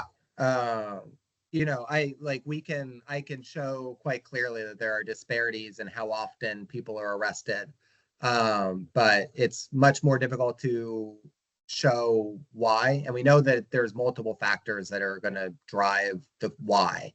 You know, we were able to show that some portion of the difference in why, you know, people are arrested at higher rates is because of actions taken. You can extrapolate that to, you know, where that those communities occur. But understanding sort of a complete picture of sort of explaining 100% of those differences is kind of beyond like the tools of social science. But it's as important as showing how large those differences are. You know, the RIPA report has been out for several years. A lot of the conclusions, a lot of the data are going to be similar year over year. And so thinking about the sort of how and the why is sort of as important.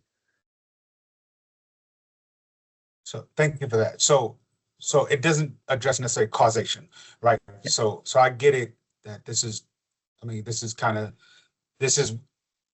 a glimpse of where we are, right? If the data continues to remain similar, so again, so let me hide in the fact that I'm a little bit newer to the group, right? So a bit of my questions have a bit of naivety as to the overall goal. So if the stats, the data is proving to continue to be very similar in terms of their outcomes, the goal in my mind of RIPA is to address shifting causation so that the data begins shifting and the trajectory decreases instead of plateaus at where things are just how they are.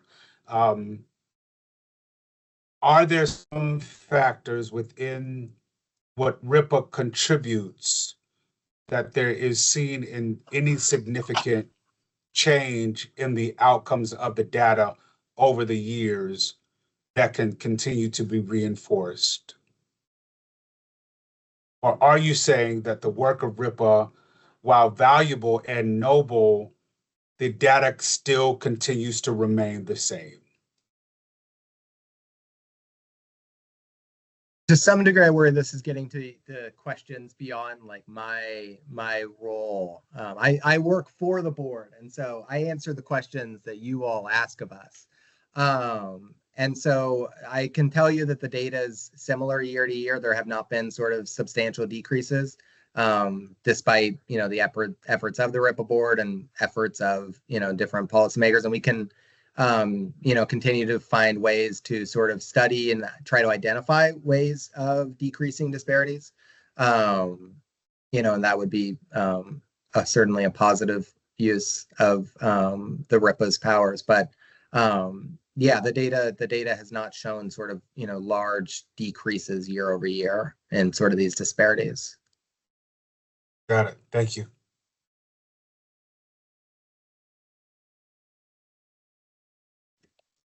Thank you so much. Lily.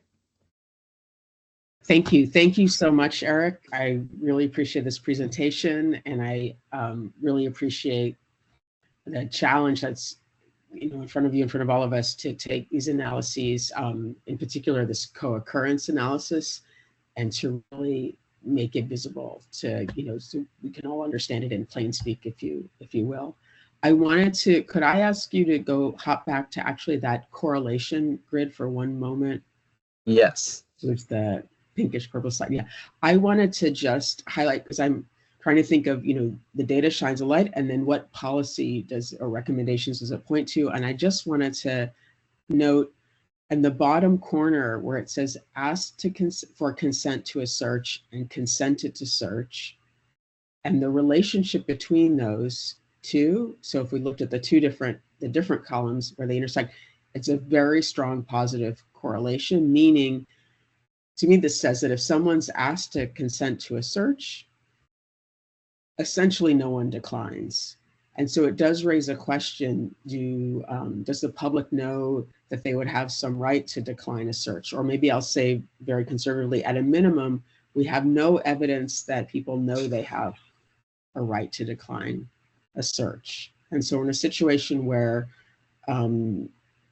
there are disparities in who's asked to consent to a search, and once you're asked, essentially everyone says yes. And so I wanted to highlight that as something for us. I know we've looked at consent before, and I think we're going to continue to look at that, but as just highlight this point that officers may have this is an area where officers may have great discretion in their practices. And so the moment someone asks to consent to search, then in some sense the die is cast. There's essentially, there's a claim that consent is being granted. The other thing I wanted to or that's the story that the data is telling here. And then something that I think we'll come back to when we look at the report itself is the idea that a data dashboard would give the public a chance to reach in and probe the data, ask their own questions of it. And so we'll revisit that. But those are two things I just wanted to highlight. And thank you again. It's a very rich discussion and analysis. Thank you. I see there's also a handout from, I can pass the co-chairs to see fellow board members. Yeah. I'll facilitate the Q&A. I just wanted to interject and remind board members and the public that we have answered some of the questions that have been raised here around consent searches already in prior reports. We went deep on prior reports. And so, the landscape has changed and officers are, I believe, now required to advise about or at least it's at the policy level, agency policy level, officers are advising people they can decline to consent. We know, but from prior reports and analysis, that the asking of consent is a power equation, and that few people feel like they can decline consent. We also know from last year's report that when people do decline consent, that the stop time, is extended significantly longer, sometimes quintupling. So anyways, we have looked at some of these questions before and to try to understand what is happening around the asking. But to your point, Lily, the die is cast once the question is asked. I think that's why the RIPA board has repeatedly recommended that the ending of consent searches that are not based on, at a minimum, reasonable suspicion or probable cause. So I see we have a hand up from board member Randolph, and yes, go ahead. Thank you so much, Chair. Eric, sorry I was late. It looks like it was quite thorough. So I'll only ask two questions here. I noticed on the detention and the searched, is that include the data if someone was arrested? Search incident to arrest? Yeah, these actions are irrespective of anything else, the result of stop, or it's each just looking at each action one-to-one. Okay, so you do differentiate, because the graph is kind of confusing for me. So if someone is arrested, it does say, the RIPA data does show that if they were searched, because we have to search someone before we put them in a car or before we transfer them to jail or juvenile hall, it does identify that. This is reflective here on the co-occurrences, correct? Yes. Okay, thank you. And then the next question I had for you is, I'm sorry, I just piped on. You said that a statement which I was concerned about is the numbers. I'm sorry, the racial profiling. Correct me if I'm wrong. The numbers are not declining. Are you? I mean, you're going to stand the ground that the numbers are not declining based on this report this year and the data?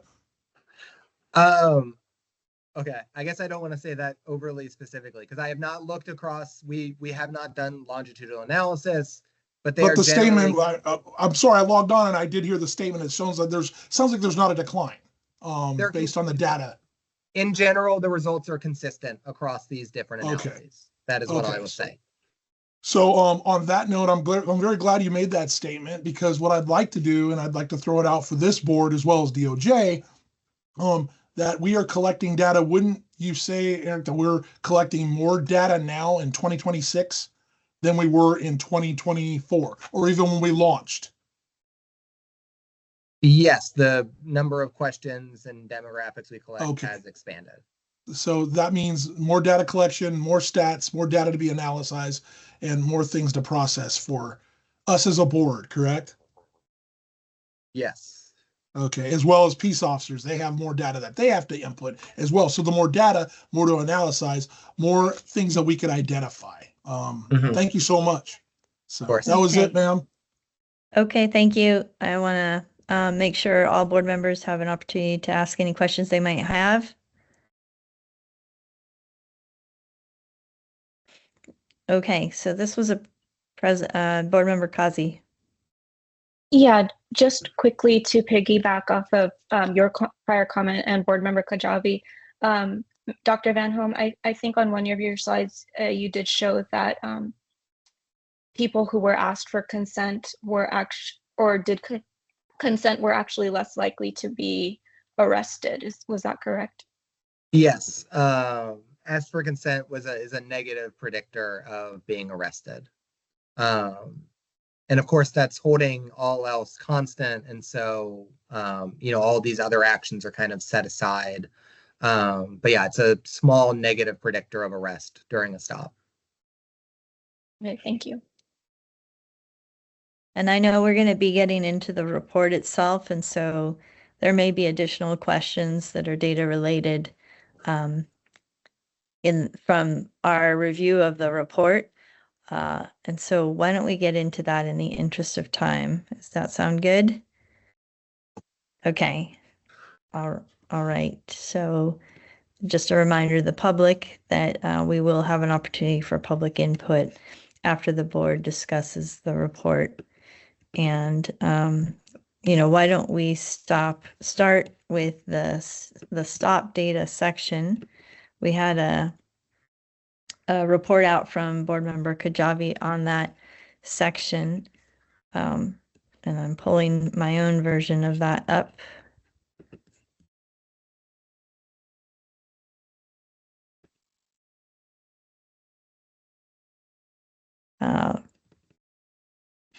There we go. Okay, I have my version up, and the all the sections of the draft sections of the report are in the meeting materials.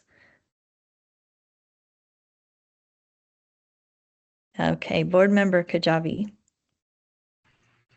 Thank you. I really just want to start with one main comment, which is that the other sections of the report and with recommendations that I know we'll be looking at, and this section in the, this is about a data dashboard. In the introduction, there's a comment about a recommendation that the data be made accessible, publicly available. We've heard numerous calls from this from the public and also the board, and I want to propose that this actually rest as a recommendation at the end of this section. And I don't have language for that crafted, but I invite discussion and for DOJ to craft language around that.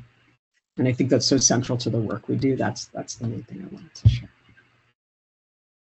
Thank you so much. I would echo that strongly. The information needs to be usable, accessible, actionable.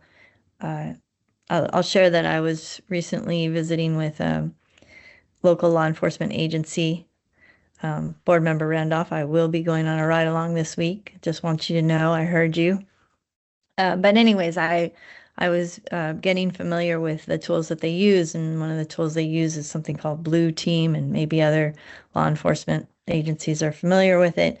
But it's a dashboard that they use for other things, and the law enforcement leader shared how helpful it was to have like large amounts of data with a large force, sort of computed and red flags lifted, and a system that helped generate information that was actionable, and compared that system that is a management tool, in that instance called Blue Team, to RIPA data, which they don't really know how to use.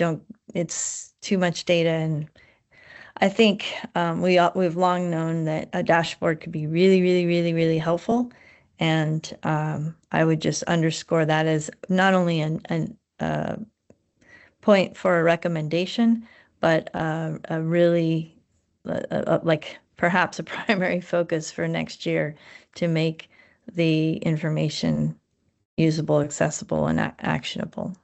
Other thoughts on the stop data section?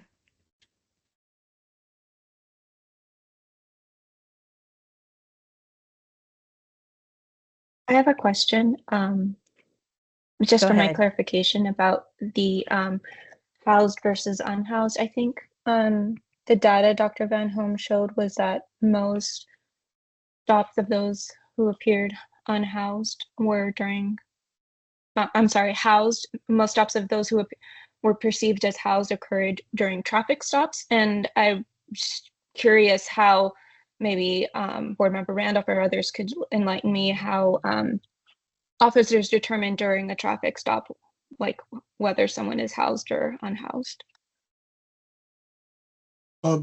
Chair Andrea, can I answer that? Yes. Mhm. Thank you, Ms. Clausy, for asking that question. So basically a call for service in the middle of the night, maybe some type of altercation, or maybe someone's driving by and they're concerned about a vehicle parked in a parking lot or a school in the middle of the night, and you show up and you see someone is obviously living in their vehicle, which is so common, especially throughout the I mean, it's just a common thing. So that would be considered, I mean, I'm not speaking for all the 40,000 officers in the state, but yes, if I showed up and I saw they were living out of their vehicle, that would be considered unhoused in a vehicle, or even here's another common thing, a motorhome or an RV that's no longer operable, because nowadays a lot of our cities are no longer really pushing the homeless population, and we just don't want to get into that kind of arena. So people are allowed to park and set up camp. And so in time they develop, that's their home. And so, and they might even call us. Some of those might be calls for service. So a motorhome or a camper or an RV that's been basically non-operable, and that's where they're living in now. That's where they sleep. And you could tell when you walk up to a car if there's a pillow and there's living arrangements. And it's very common for an officer to ask, is this where, actually, no, we don't even do that anymore because that's not acceptable. So. Did I answer that question? Yeah, I think part of it, the other part is during a routine traffic stop, how would an officer perceive somebody as housed or unhoused? Okay, so it would be basically, let's say an officer's getting ready to issue a citation, and it's very common to say, hey, are you still living at 1210 John Place? No, I no longer live there. Right now I'm homeless. No, I'm just traveling through looking for a place to stay. So that's probably where that data and that information is coming from. Okay, thank you. Appreciate that. And DOJ, I just want to keep an eye on quorum. I know we've got people coming and going. Other comments about the stop data section?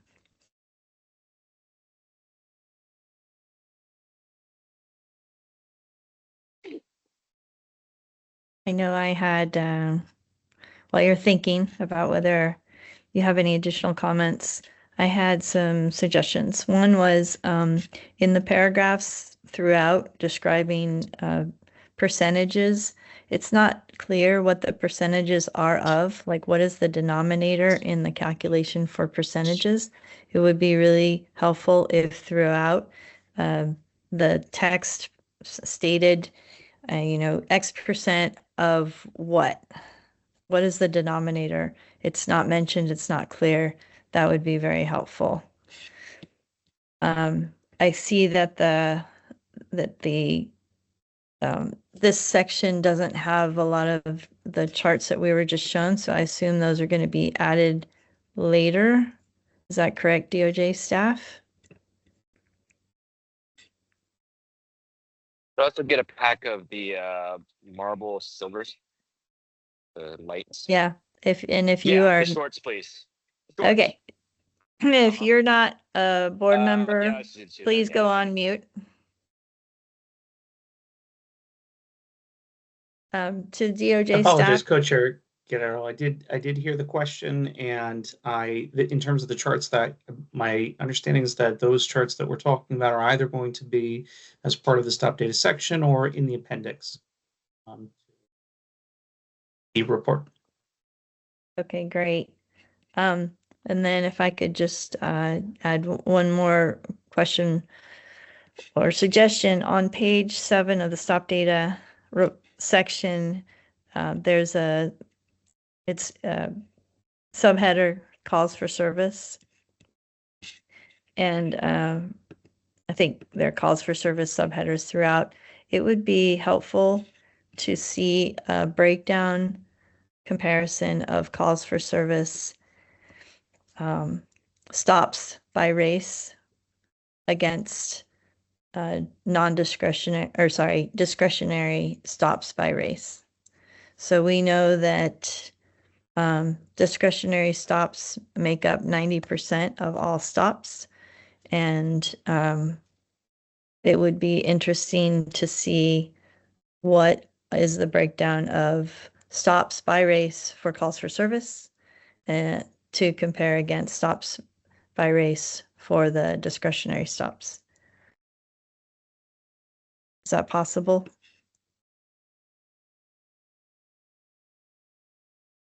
I found the language on page 7 at the top on calls for service. I found that whole paragraph confusing, and I would suggest that it be maybe clarified or rewritten to begin with talking about calls for service.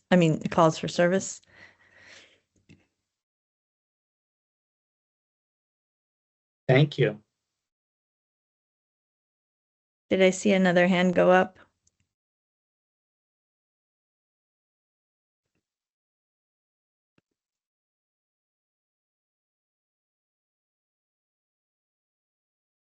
And maybe we could all just scan through. I know I had other thoughts as well. I want to give people a chance to chime in.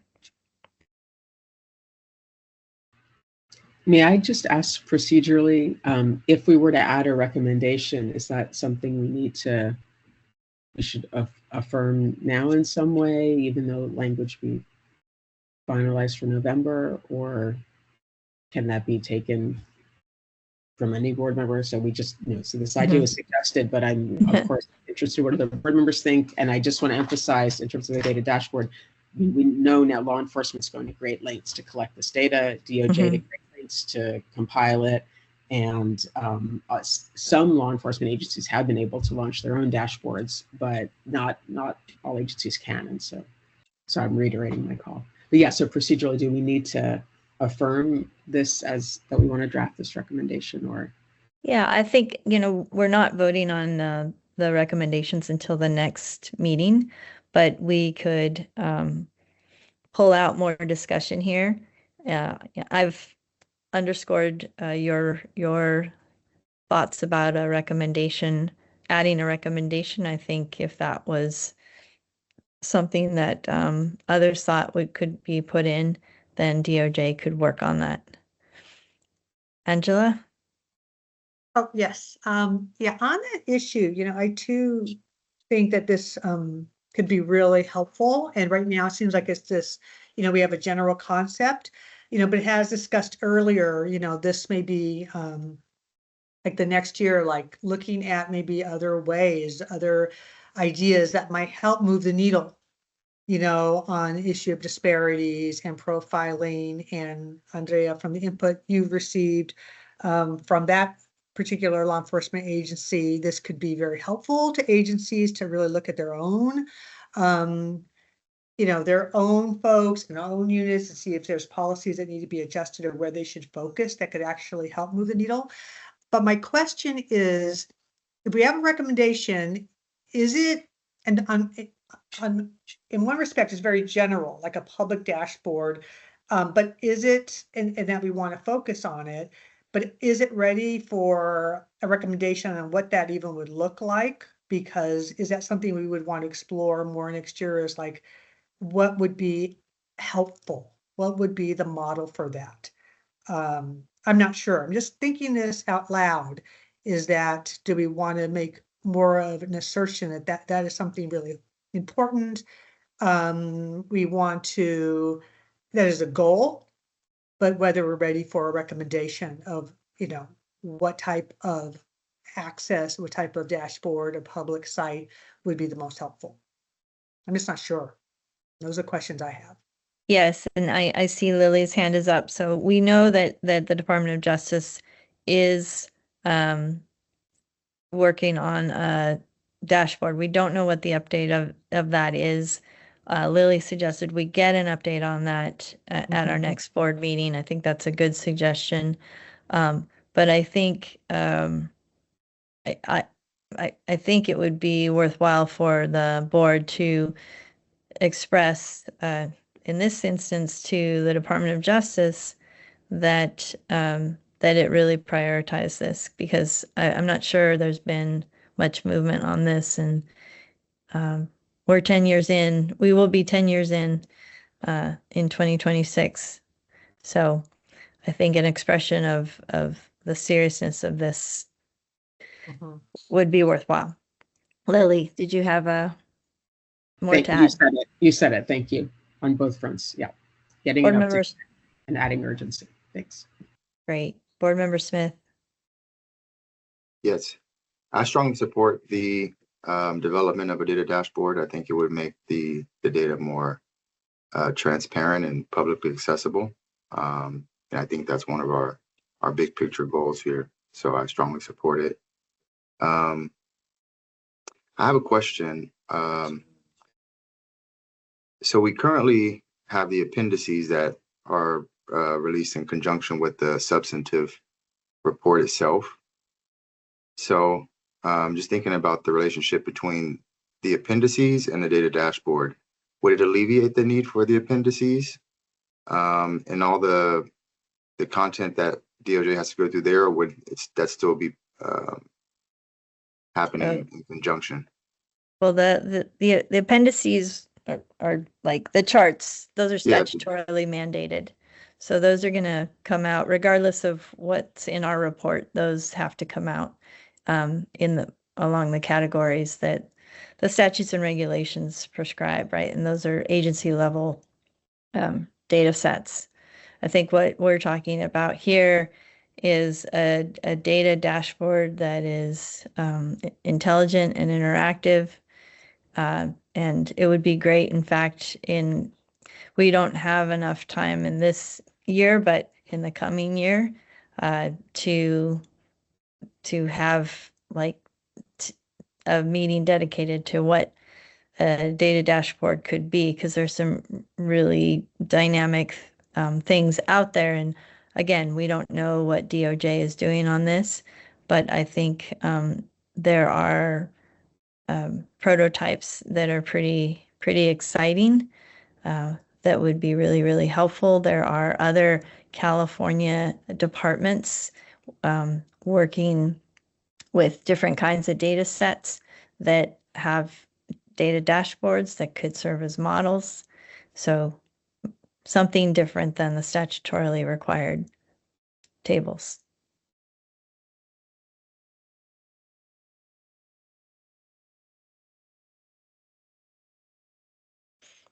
Other board members, suggestions, thoughts?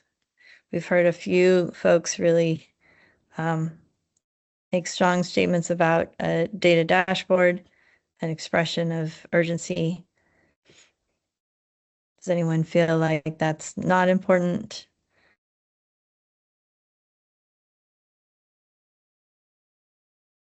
So Department of Justice staff, if you could absorb that and take that as a suggestion for the next iteration of this report. Thank you. Yes, we've been, as always, taking notes during this. Please let us know other things, areas that we can address and that the board would like to see before November's report. Great. Before we move on to the next section, I had one other suggestion on page 7, 37, you have a chart for search, frisk, and discovery rates. And this chart, this kind of expression of the numbers, I've found helpful. I think it would be even more helpful if we added a column or a row that added to 100%. So we knew which way we were supposed to be looking at these numbers. Are these percentages within the rows, or are they percentages within the columns? It's always helpful to see totals for me to get real clear on how to think about this data. And it would be great to see more of these kinds of charts, which I think are a little simpler. I like the regression analysis, the correlations. Those are a little more complicated for me to get my head around. Something like this is sort of bread and butter kind of data expression that I really appreciate. I will also, I have a few more suggestions, so I'll just run through these. On page 38, under consent searches, there's a statement in the 3rd paragraph about some jurisdictions have reformed their use of consent searches to address concerns about bias. I think it would be helpful to go ahead and name some of those agencies. So it's CHP is one, Oakland, San Francisco, LA. There are a few. It would be good to name them. So if the public wants to look further into those, that would be helpful. And then there's some data expressed about LGB plus. Hold on just one second.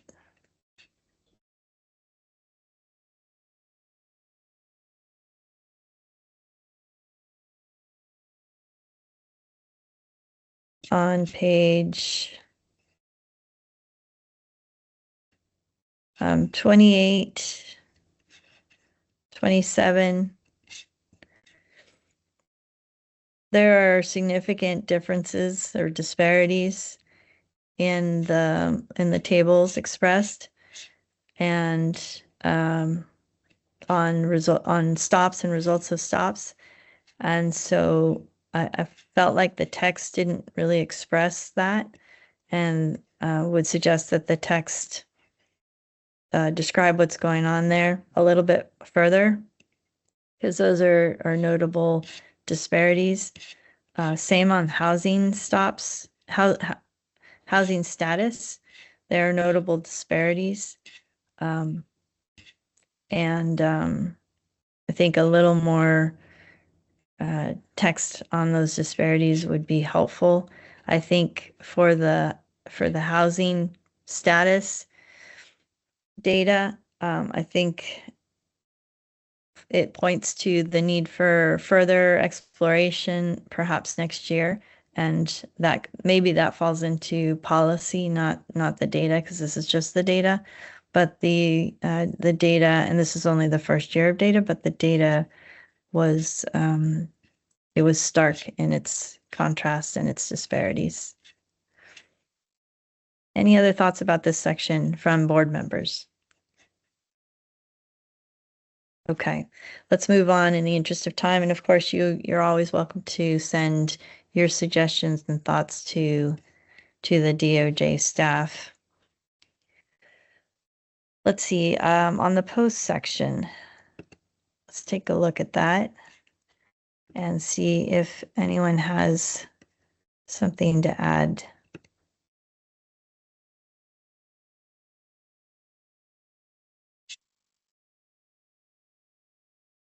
Board member Kulkarni had provided us with an overview of the committee's work on this section.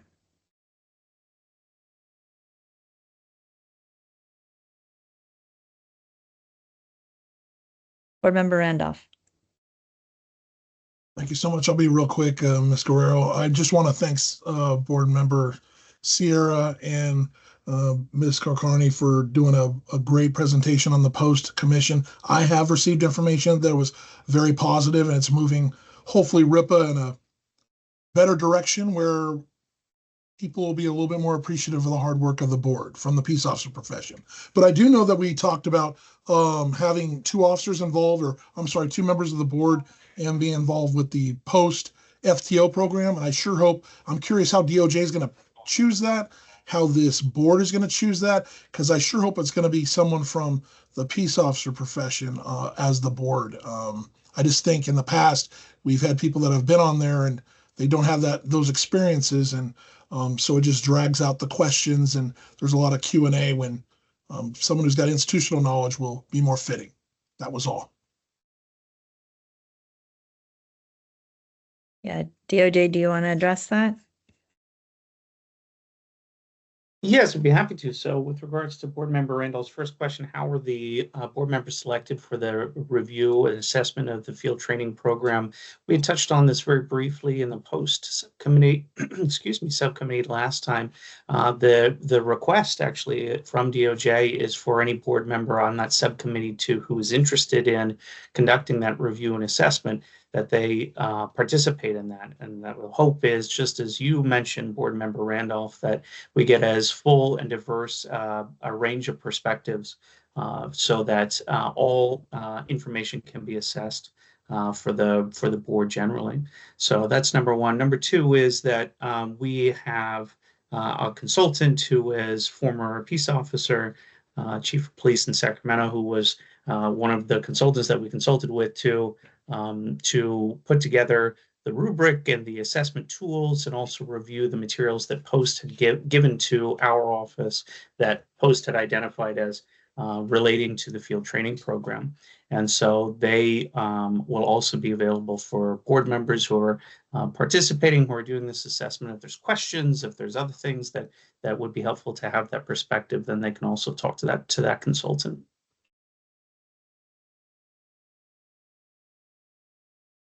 Thank you. Any board member thoughts on the post section?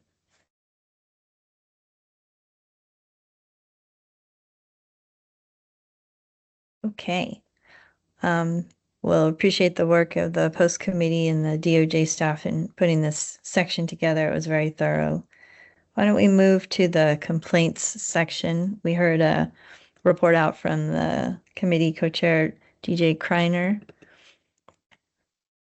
Are there any board member suggestions or thoughts on this section?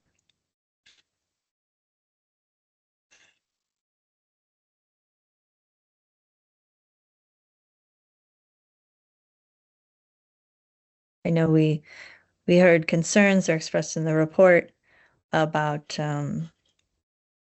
the racial identity profiling complaints that very few were sustained, and questions about that. That's reflected in the report.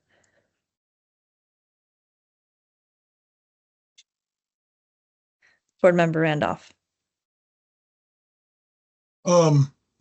My board member who handled this, Mr. Kreiner, I want to thank him for such a thorough report. He handled it. But one thing I would like to say, as someone who does input data into post as far as complaints and whatnot, is now the breakdown of complaints on the racial bias. If you really got into the complexities of it, it's everything from a text message or what was perceived of. So Post is processing all of those. So there's quite a few that come in. And since third-party complaints could come in and anonymous complaints could come in, Post is automatically going to, if it has any kind of racial bias connected to the complaint, they're going to chalk that up as a number there. So that's why that number is high. And that's why I would also say, the 3 that were sustained, I understand there could be more, but I'd like to pat all of law enforcement on the back for, based on all the contacts that they've had in the last year, that's what we've had. Even the complaints that have came in, I'd say that they're doing a pretty good job. And I'm hoping that we'd also look at that as board members as well. Thank you, Board Member Randolph. Any additional thoughts or suggestions for this section?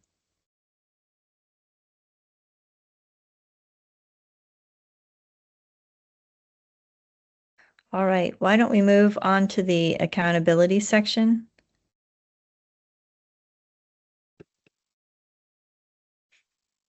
And that section, I don't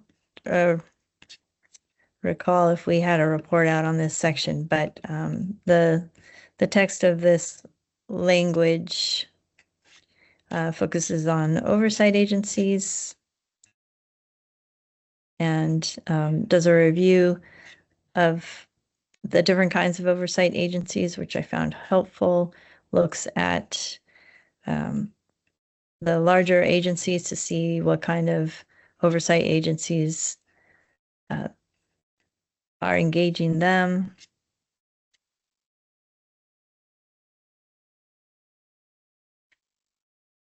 Had just a format suggestion on these tables that start, let's see, where do they start? Around page 9, just increasing the size of the X's and checks for visibility would be really helpful.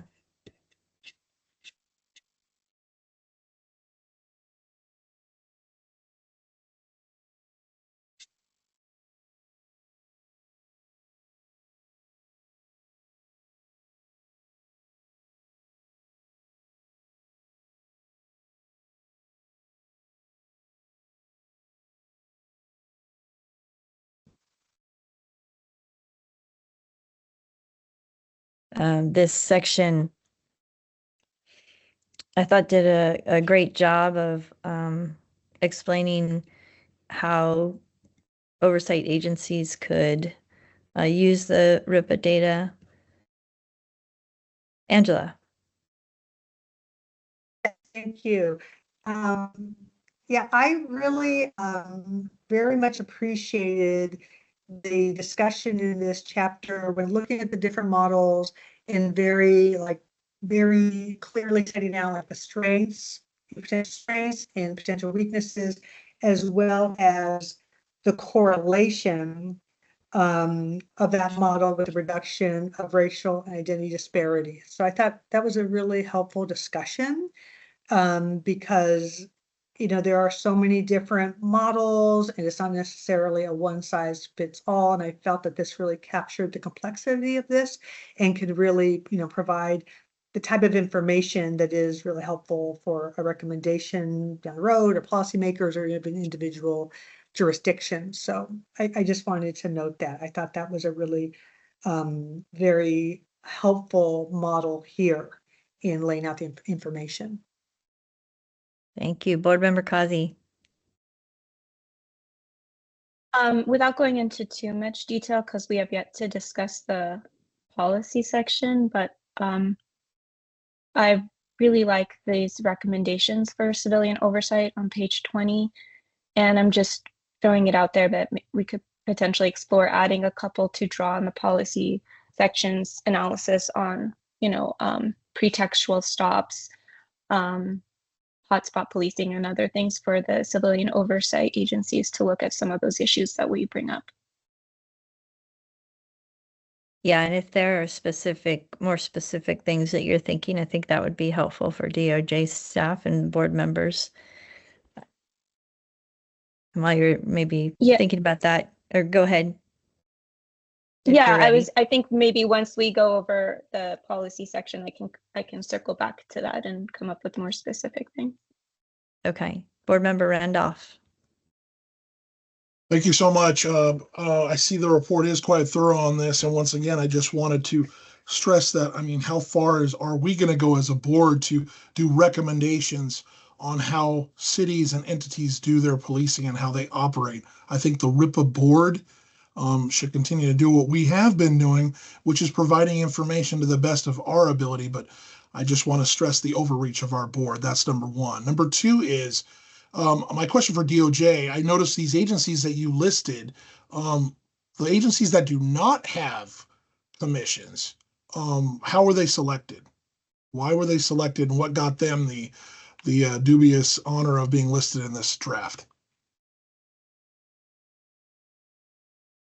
I'm not sure that I think I understand the question, Board Member Randolph, in the question relating to the chart and whether or not how these agencies in the chart were selected. Is that the question? That is correct. So I see the police commission, LAPD police commission has been around forever, which I totally understand. But I see Riverside County Sheriff is listed there, no formal independent.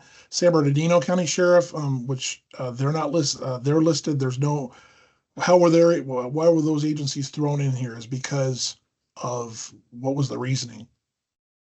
So the agencies that are in the chart reflect the Wave 1 and Wave 2 agencies from the original assessment of RIPA. And then the question of the oversight agencies is our office review to determine whether or not there's oversight agencies for those Wave 1 and Wave 2 agencies.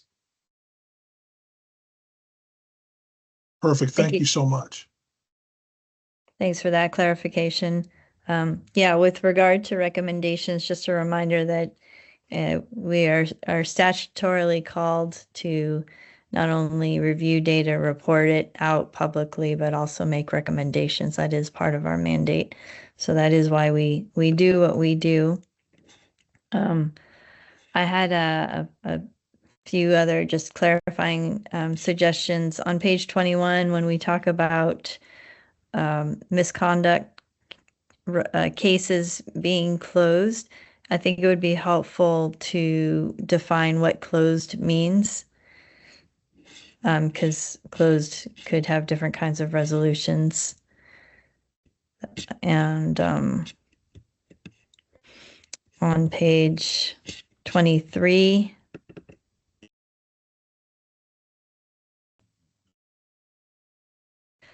I was a little bit confused by the chart that points to a gap between bias complaints and bias actions, and the language above, which didn't quite seem to match. So maybe just a second look at that language or the chart. And in the charts that follow on page 24, there's no time period for in the title, and as there is in the chart on page 23. So it would be good to understand what the actions, what time period the actions are in.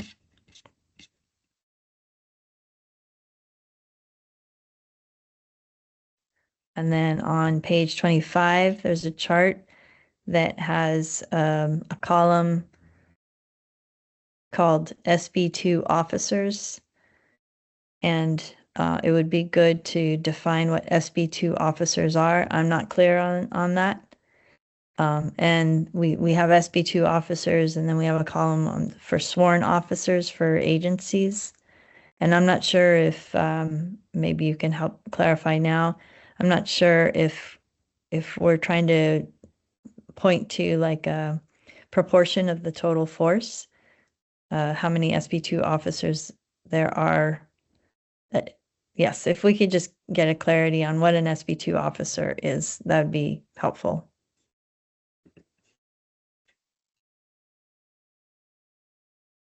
Is that an officer subjected to SB2? Is that an officer within the agency that's charged with reporting on SB2? Thank you for Co-Chair Guerrero. My understanding is that the SB2 officers are those officers that have been subject to SB2 certification actions compared to the total number of sworn officers in that agency. But we will clarify, and certainly I want to make sure that that's accurate with the team. So the next draft will have an explanation of both of those terms in it. Okay, thank you.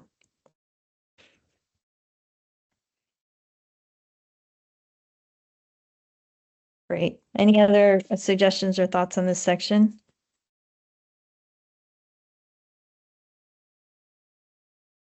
Okay, if not, we can go to, I believe it's the last section that we have to review, and that's the policy section. If you want to pull that up, and for members of the public, once again, these are all in the agenda.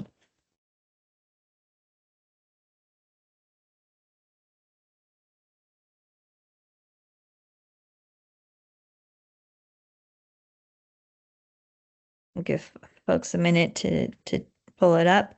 But if there are recommendations or suggestions for this section, any thoughts on this section, those are welcome.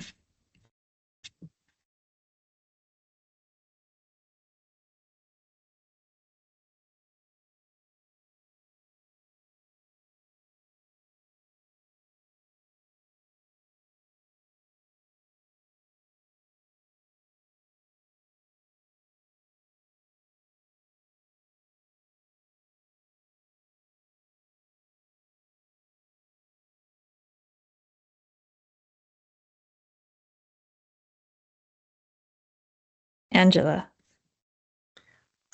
Yes, so on this section, I liked how we did integrate some of the information about the immigration issues that, we convened about last week or earlier this month. So I thought that was very helpful. And I thought that works really well. And I also saw that we are referring back to the introduction, where I think the idea is that we will be discussing there that we convened and what we learned. And I think it might be helpful to give our DOJ staff just, make sure direction from us that in the introduction, we had talked about having as an appendix some of the information, the slides that we saw during that meeting, and that could be connected to that section. And we would have then some general information there, then leading to this more specific information in this section.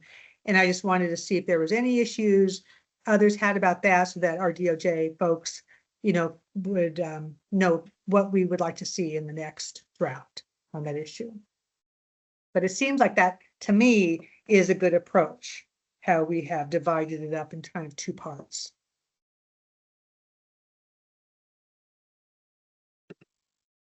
Thank you.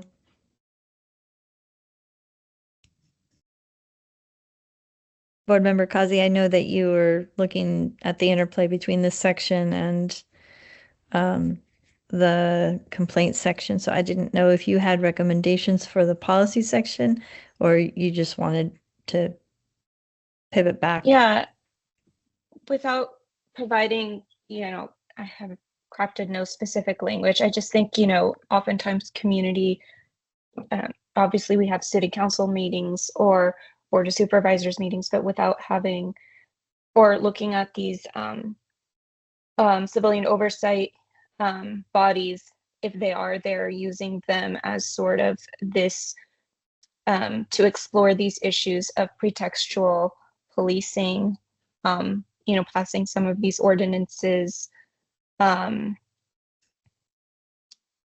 the hotspot policing as well. to encourage, if there is a civilian oversight body, to encourage those to invite community participation, community testimony on these specific issues, rather than relying on, community members to organize and take it to their local municipalities. So are you wanting to propose language or recommendation for this section or the other? Or text or recommendations? I wasn't quite clear. Yeah, I think so. Back to the civilian complaint section. Sorry, the accountability section. Let's see.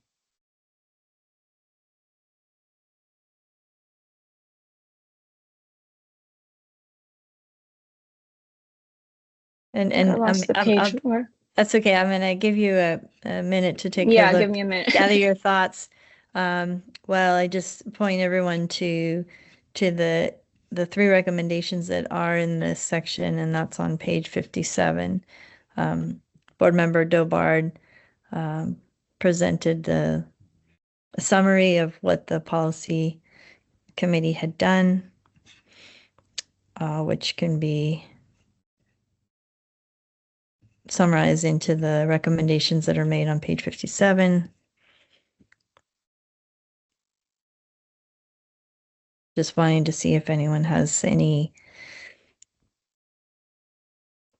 thoughts at this juncture. Once again, you're always welcome to write to DOJ with your thoughts, your suggestions.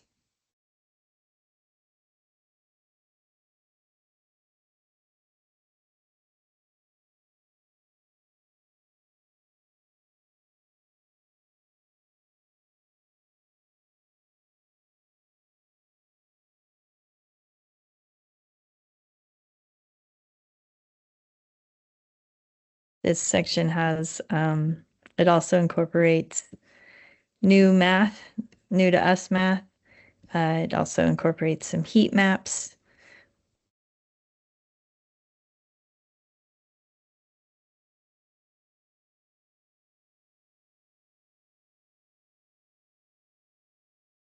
If I can jump back in, so I was also looking at the policy recommendations as well, this policy subcommittee.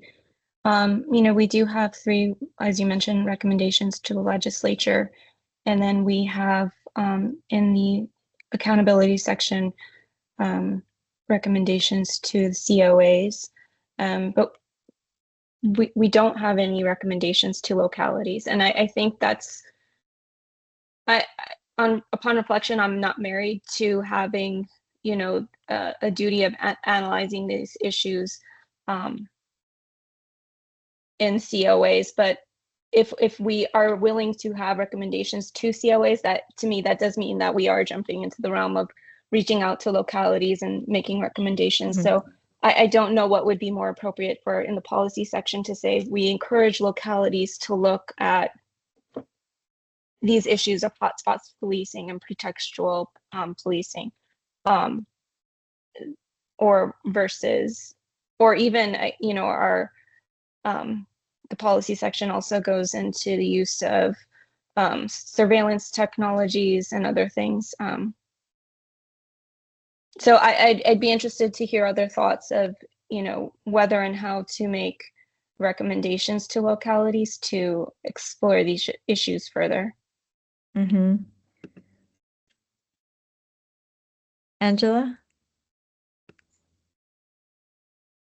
Yes, so my comment isn't in direct response to Board Member Kazi's points. I'm thinking about that.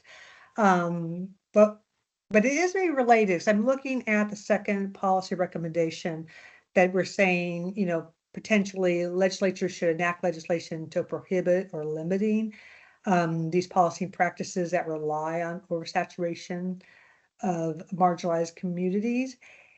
So the reason I raised my hand was there, since this is in this report kind of a new topic for us, where the prior recommendation is something that we have been looking at in prior years. I would suggest in our explanation under it that we make a more, we more specifically have some language in there that ties this recommendation not only to the absence of evidence that such practices reduce crime or increase public safety, but it's tied to racial and identity profiling and the issue of bias. And just to make it a little bit more, be more specific and direct on that issue. And there may be, going back to that section of the report, making sure that we're very clear about the connection that we're bringing to the table and why we are addressing this issue. So, and the other comment I had on this recommendation, it does seem very broad to me, you know, and very general. And so, you know, it's just something that's striking me, you know, but I think it may be related to Board Member Kazi's point of like, is this something that jurisdiction should be looking at? And we should be, you know, suggesting that given what we have found in this report, that is really on a community or jurisdiction level, to be exploring this, both with respect to accountability as to actually the practices that they employ themselves. So those are the issues that I'm kind of grappling with on this recommendation.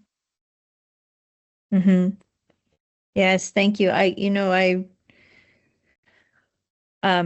don't know that the Department of Justice has incorporated all of the conversation that we had at the policy subcommittee meeting, because I know that we explicitly talked about the need to expand the language in the recommendations to include local policymakers.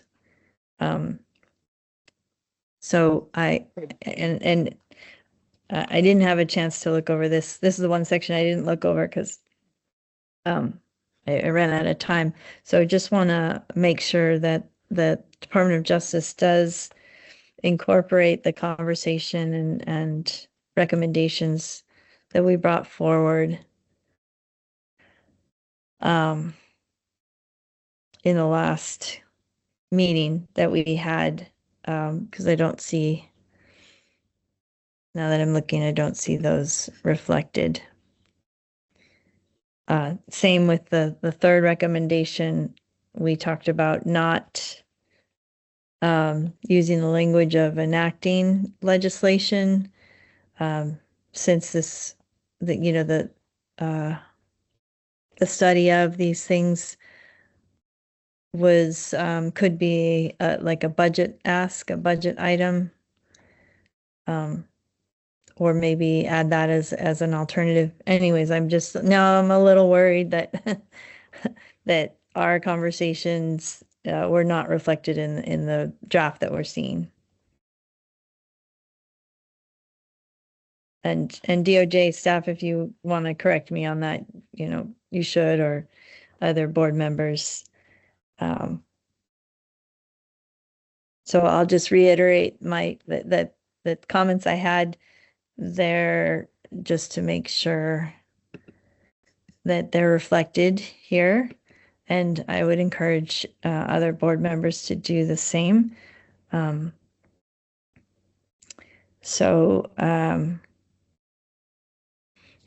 know that several of us wanted to make sure that there were California examples used in this section of the report, wherever possible.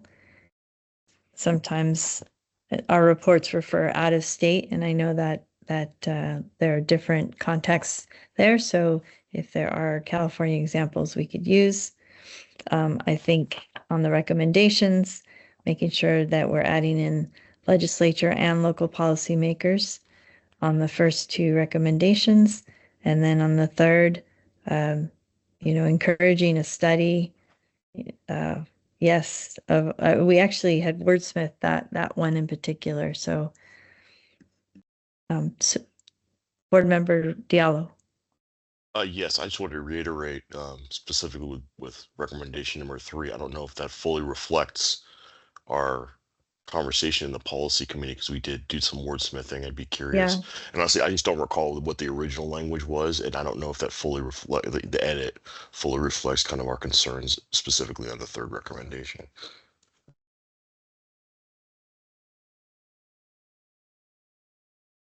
yeah. So, yeah, we did a lot of work to think about how to wordsmith this in a way that met the moment, but did not go too far given that we needed more study. So would refer DOJ staff back to the minutes and the conversation for that meeting.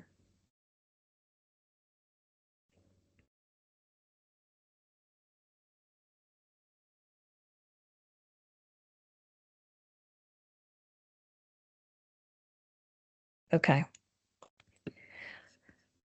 Well, we don't want to rehash all that, but we did have a robust conversation in the policy committee. Those, suggestions and recommendations you have, DOJ. We don't have anything additional, it doesn't look like right now. So I'll just open it up one more time for any broad thoughts or recommendations to the report before we tie this part off.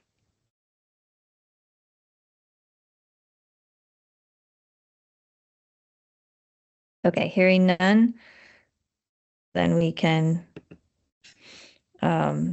move into public comment.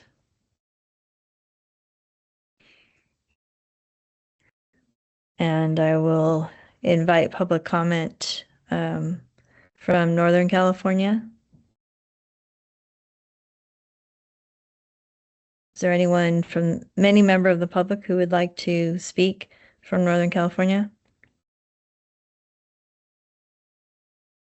How about from Central California?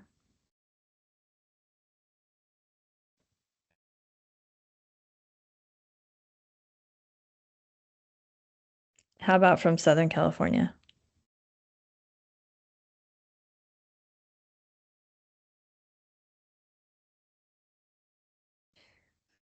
Mr. Hilton, go ahead.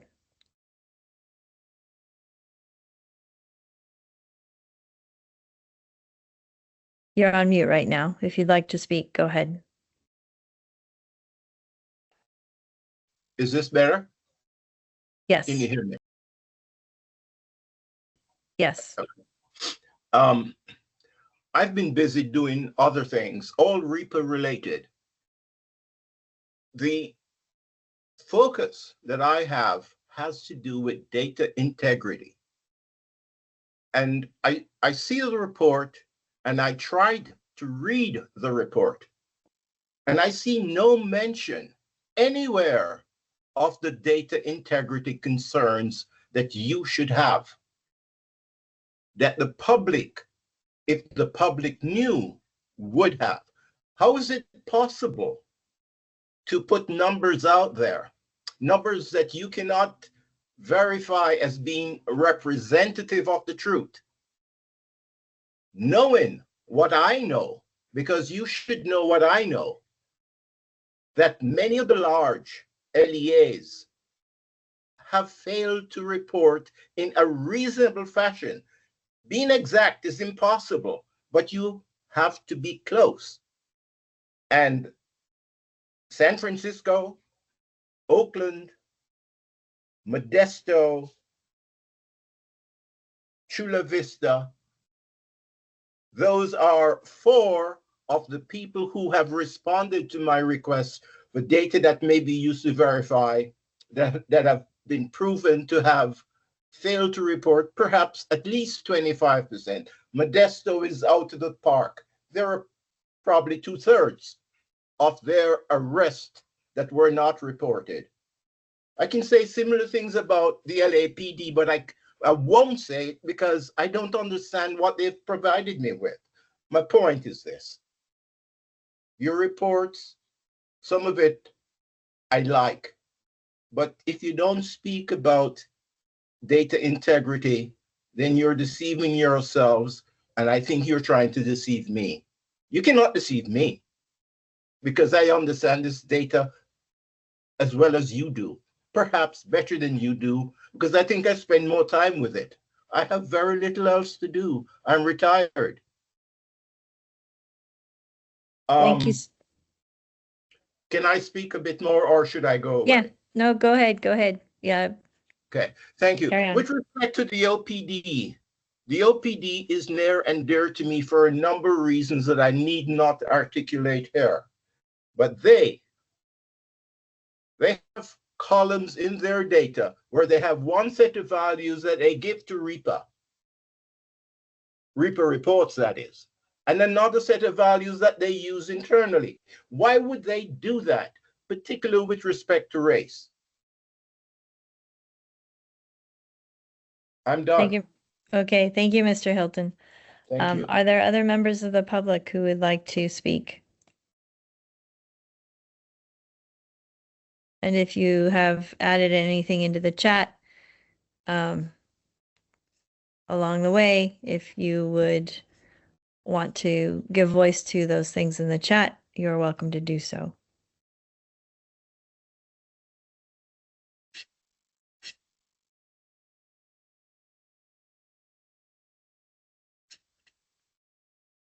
Okay, and last call for public comment.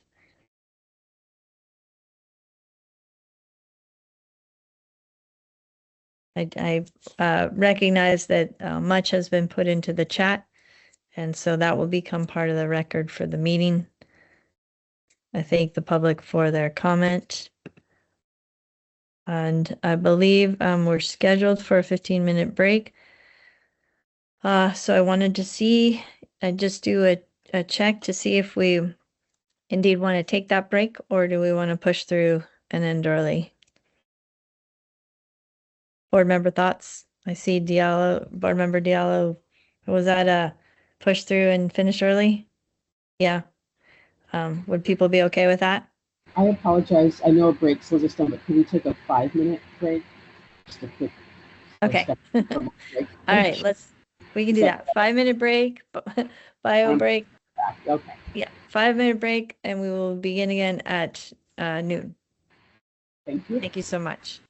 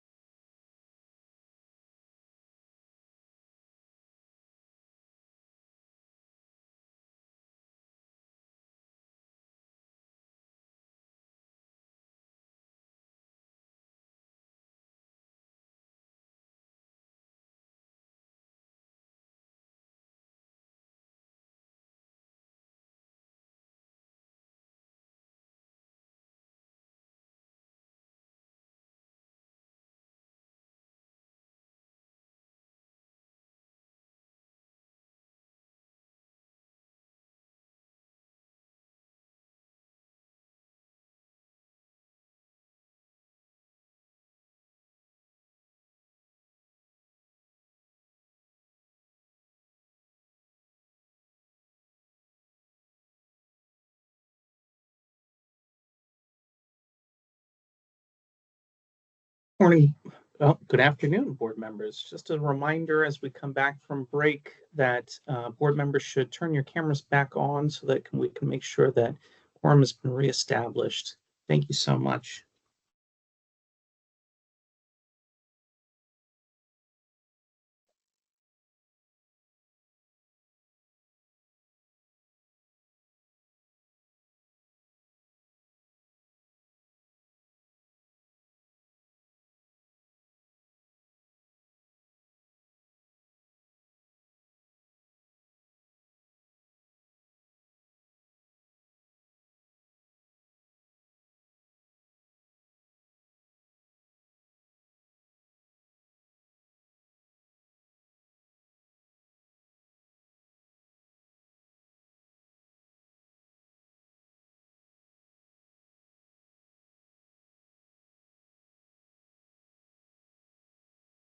Welcome back. We're just waiting to establish quorum.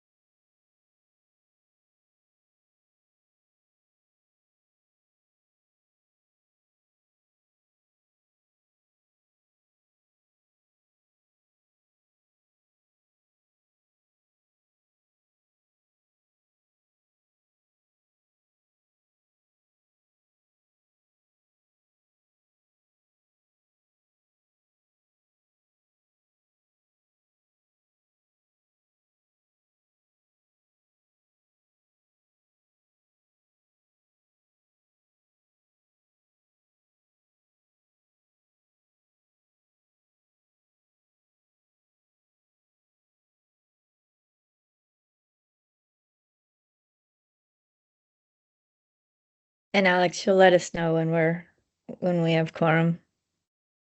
And board members, if you are coming back, as a reminder, please come on video so we know that you're back.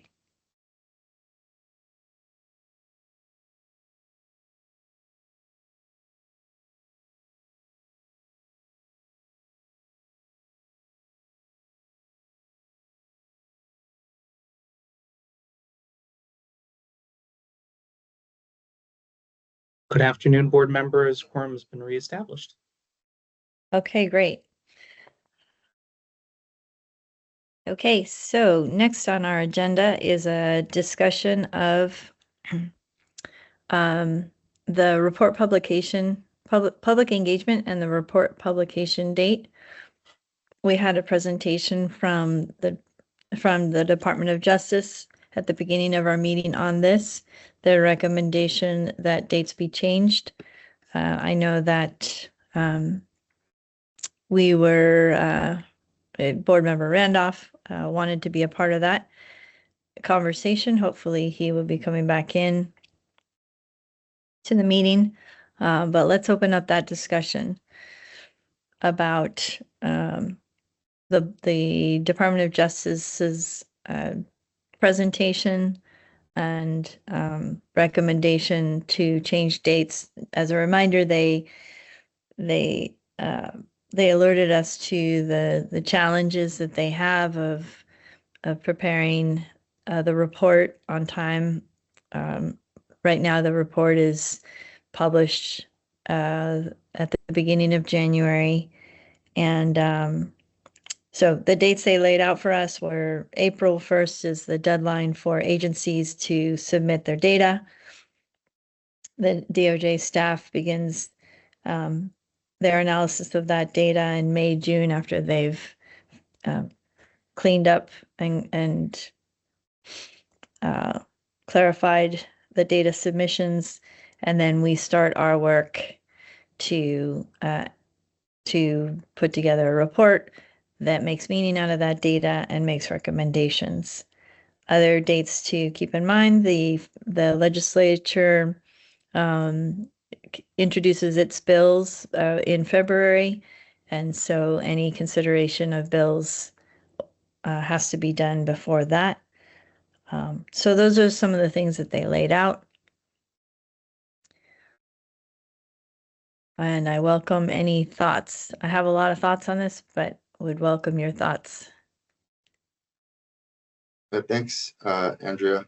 I appreciate the recommendation by DOJ and uplifting the various issues that they face with the reporting dates. I think those are all valid concerns that we should be taking into account. They laid out a variety of variables. To me, it doesn't seem like there's probably a picture perfect solution for this, just because of the inconsistencies of the calendars, right? I think that's just kind of the situation that we're in.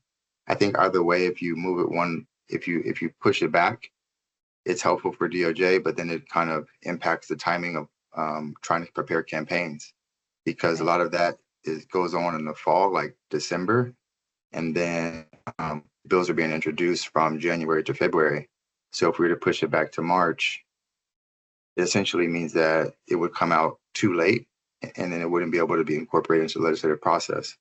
But at the same time, I do appreciate what DOJ has told us about the time crunch that they're put in, and to process the data and to make it available for us to use, and the constraints it puts us in terms of being able to review the data, because we have a short time frame between when we actually have it prepared for us and the deadline to produce the report by the turn of the year. So I think it's just not ideal. Right. You know, both. That's my main takeaway. I think just initially hearing it, my preference would be to err on the side of being able to have the recommendations available with sufficient time for them to be incorporated into that particular calendar year in which the legislature is considering things, instead of pushing it off to the next year. But I'm open to hearing other thoughts and suggestions. But yeah, that's my initial reflection. Thank you so much. Other thoughts?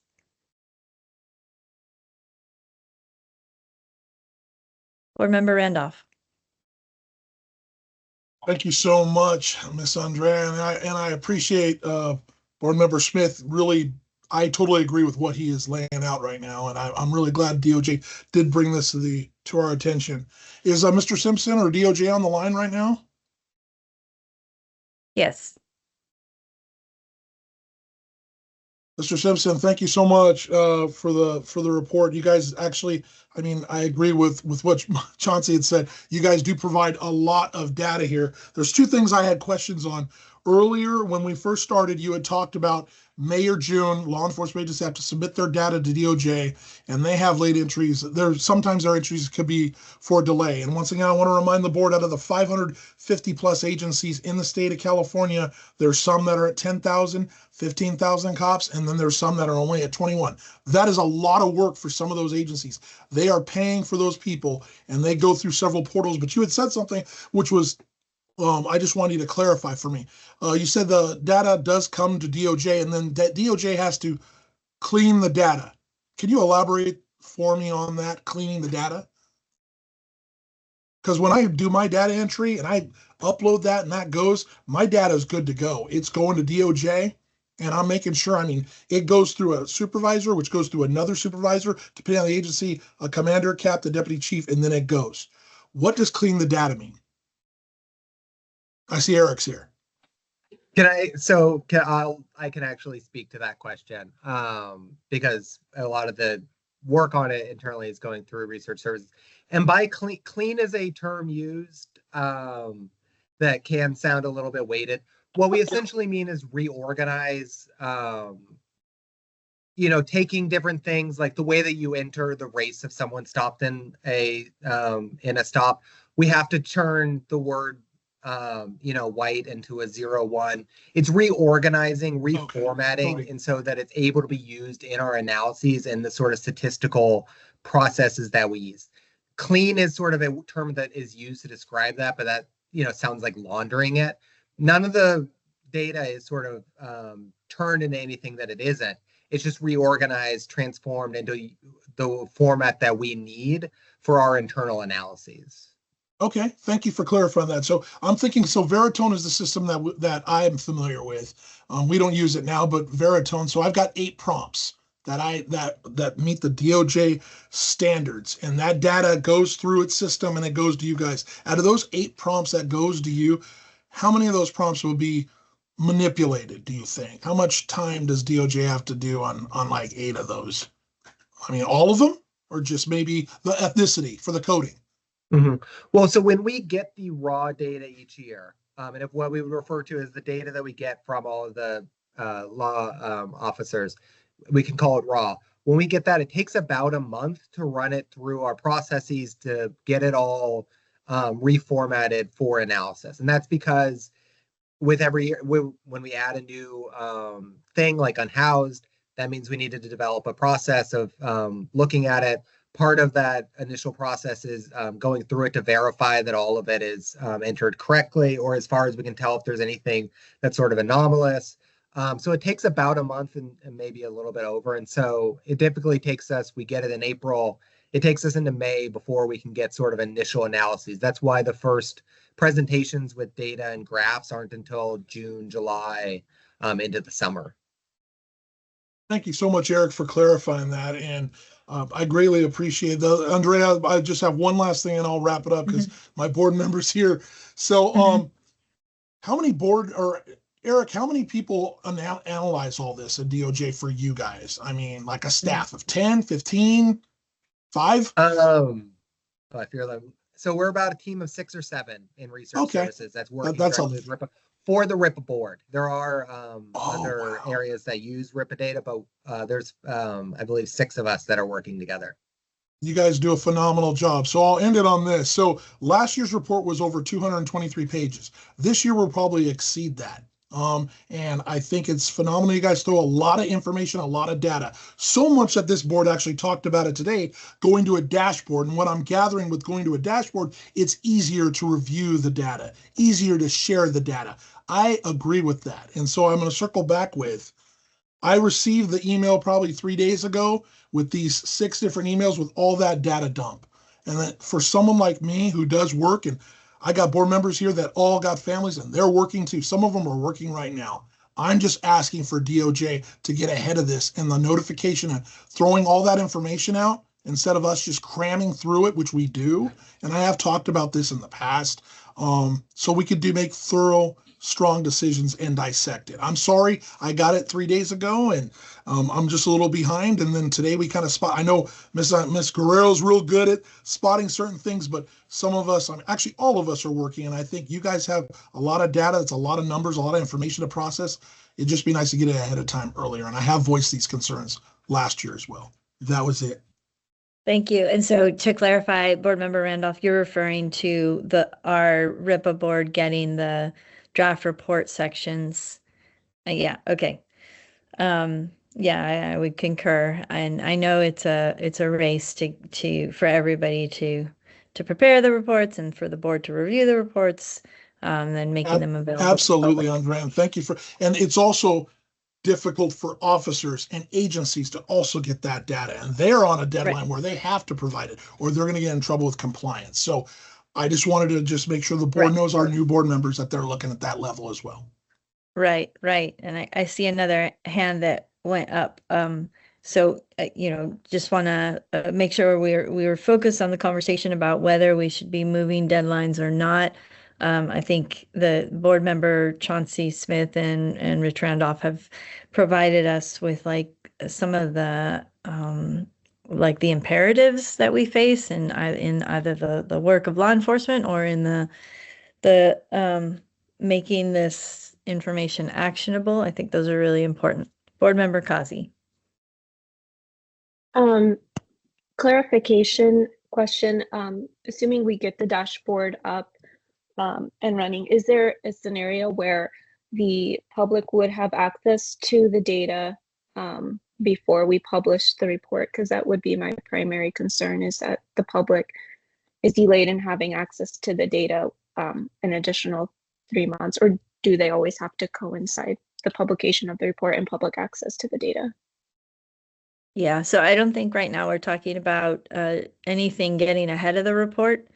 I think we're talking about when does the official report come out, and right now that's January 1. And the recommendation is to shift that. If there is a dashboard, it would just be reflecting the information from the report. So we don't have to think about the dashboard right now because we don't have a dashboard. Well, let me rephrase my question. Yeah, I understand the issue we're discussing. My question is, I'll just rephrase it to simplify it. Does public access to the data coincide with our release of the report? Or is there a scenario where, you know, it used to be uploaded to Open Justice? So is there a scenario where public has access to the data as we're still working on publishing the report? So just right now, when we publish the report, we publish the statutory tables that we're required to release, and those are the agency level data. The public has access to the same thing we have access to in the course of the year in terms of the draft aggregate data analyses, but those are draft, they're not final, and they're not agency level. And so we all get the final information at the same time per public meeting laws and other things. And that right now is the beginning of January. I don't know if that helps clarify. I'm not sure if you're trying to disaggregate the report from the statutorily mandated tables, which is something that we could consider, but yeah, that's what I was trying. Yeah, no, you answered it perfectly. So conceptually, there is a scenario where we could disaggregate it if the sole concern was, you know, the public needs access to the data in order to advocate.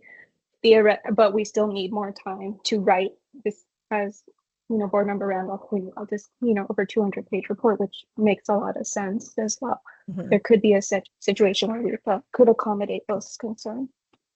Yes, thank you. Well said. Board Member Kulkarni. Thank you. So I would support moving the date. I know, you know, as Board Member Smith indicated, there are issues on both sides. One particular issue, and it's a little bit of a minor one, but I have noticed that, you know, in my time on this board, releasing the report on January 1, in my estimation, leads to very little coverage because people are on vacation during that time. January 1st itself is a holiday, and so there are many other news items that come up as of the 2nd, the 3rd, the 5th. And so, you know, so much work goes into this report, and the data, I think, is very valuable and very critical to our communities. And so I think that releasing this at a later date, giving more time for consideration of what is presented, will, I hope, also allow us to create a strategy and execute a communication strategy that leads to more eyes on this report. The dashboard certainly will improve that as well, but just the date itself has, I think, led to less efficacy in terms of its release and the attention that it gets and needs to get. So that would be my recommendation. Thanks. Thank you. Yeah, I would concur with the problematic July or January 1st release.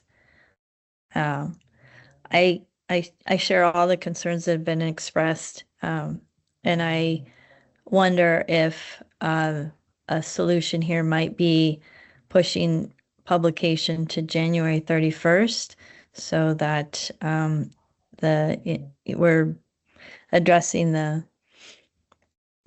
media attention issue.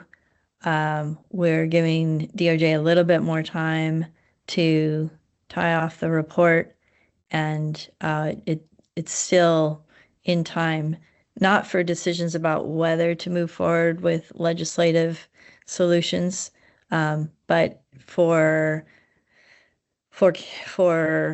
conversations in the legislature about solutions that would be introduced based on the progression of our meetings in the course of the year. You know, in the past, we have, because we have this timing problem, what we've done is we've done briefings, either the co-chairs or the policy co-chairs have done briefings to the legislature about the recommendations, which are made final before we are able to get the report out, just because there's a lot more that has to happen once we make our final decisions in November. And so that would be another way to handle it, would be to just underscore the importance of the legislative briefing with the recommendations that we've made from our November meeting, and then pushing a publication date to January 31st would be my recommendation. I'm not comfortable seeing it go further than that, just because then it really becomes less actionable and usable for the conversations in the legislature and in local bodies. But those are my thoughts. I see, Chauncey, you have your hand up. Or maybe that's an old hand. I'll put my hand up. I was going to say the same thing, right? You mentioned that. Hearing what Manju offered up, I totally respect that, and things getting kind of swept up at the turn of the year with the holidays and things like that. And the other variable is the February 20th bill introduction deadline, right? And just making sure that there's a buffer for bills to still be introduced. Practically speaking, I think that something later in January could work, because we always, there's in the interim, until the reports actually produced, say it was in late January, we still have the draft reports that are publicly available. So you can see what the recommendations are likely to be before the actual piece is published. So I think just to kind of, echo that, I think mid to late January could work also. So Angela. Yes. So, yeah, I too would support pushing the deadline to at least at a minimum the end of January, for the variety of reasons we've discussed, if not further, but at least to the end of January. And I think, if the consensus is, given the legislative cycle, we don't want to push it any further. What I do suggest is that for our next year's work, that each subcommittee work and talk and speak really, meet with our research center team to really be very clear and have realistic discussions about maybe the scope of the work of that subcommittee each year, because maybe the scope needs to be narrowed a bit so that the research center does have the time that it needs to really provide us with, diving deeply into the research questions we want. And I think it impacts all of the subcommittees to some extent. I mean, obviously stop data more so, but policies, everybody else is asking research questions. So my suggestion would be that we really early on meet with them and really try to make sure that we come up with a realistic plan so that we can get the analysis that we need in time to develop our recommendations. You know, there's no perfect solution here, you know, I think as we are seeing, but I think that would be helpful. And, you know, part of the discussion may be exploring, does the deadline for submission of this data to Department of Justice, should we recommend a change? I mean, that may be, I don't think we're have enough information to really debate that or talk about that right now, but that may be another longer term solution potentially. So anyway, but at the end of the day, I would, at a minimum, I think we should move the date to at least the end of January, if not a little further. So thank you. Thank you, Angela. Lily.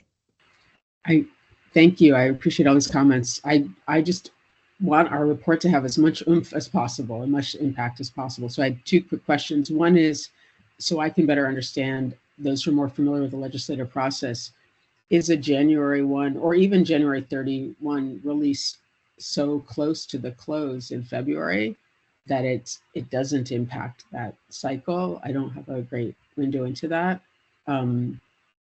But I appreciate the comment that January 1st itself is a very quiet time to release something. It doesn't. And the second question is, I thought in DOJ's presentation, I also heard some timeline questions within the course of the year. And one that was mentioned is if data is finalized in April, it's coming in, that it's too close to the May board meeting to have any preliminary look at data then. And I don't know if that also invites within the year, shifting some of the meetings. If that meeting were in June instead, maybe that creates its own complications.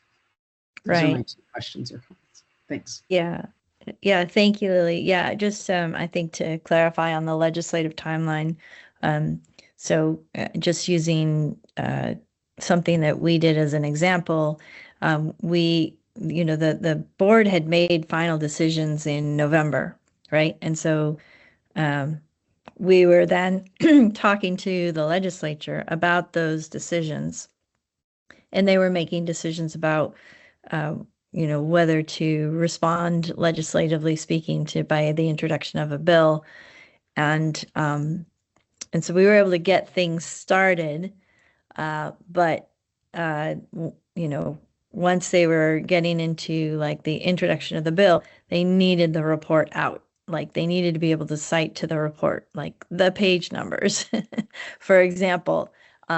So that has to happen, you know, before bill introduction. And so in this scenario where we would push it to the end of January, if that was something that people felt was a good idea, would people wouldn't be waiting for the report to begin thinking about legislation or how to respond to the decisions being made. That's the point of like a briefing, a legislative briefing after we've made those decisions at the very end of the year. But they would rely on the report to be able to put together materials for their legislation. And so I think, you know, pushing to the end of January might be that happy medium because there is still a buffer to the preparation of the materials needed for legislation. It would allow for more time. I know it's not as much time, but to Angela's point, I think it is incumbent on us to be very very clear about our research requests. I heard Eric say that it took several months to do the regression analyses. So, you know, there's the statutory publication of tables. That's just like the how many of this and how many of that kind of a thing. And then there's the additional analyses which are generated by our priorities as a board. And I think there's a gap in communication, perhaps, between what the capacity is at DOJ and what our interests are, and getting just more clarity early on about, you know, right sizing, what can be done, how long it will take, and then then we can think about, whether we need to narrow our research questions or not. I think is gets us towards a solution that keeps the timelines in place. And there's no rule about when we need to hold meetings. We just need to hold meetings. And so we can also, that's something that we can play with. Board Member Kazi. I do like the idea of a January 31st publication date.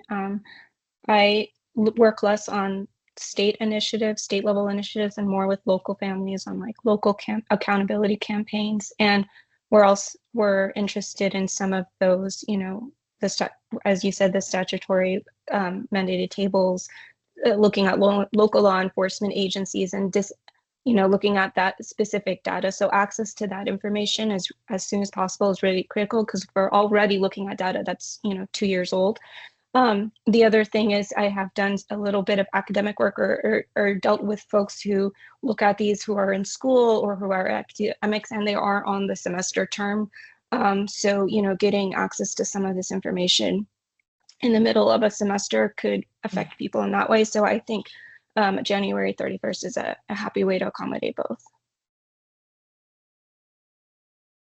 Thank you. Any other thoughts around this? We're not taking a decision today. We're just mulling.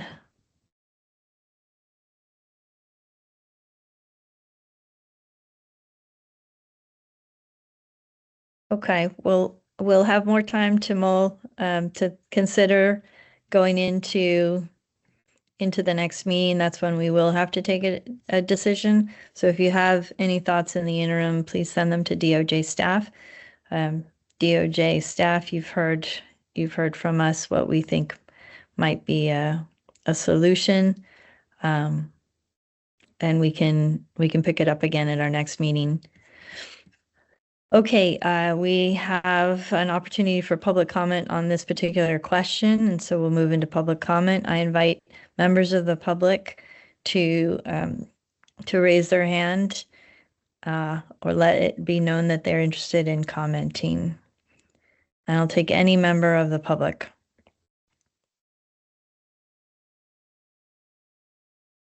North, south, or central, if you want to weigh on this, please let us know.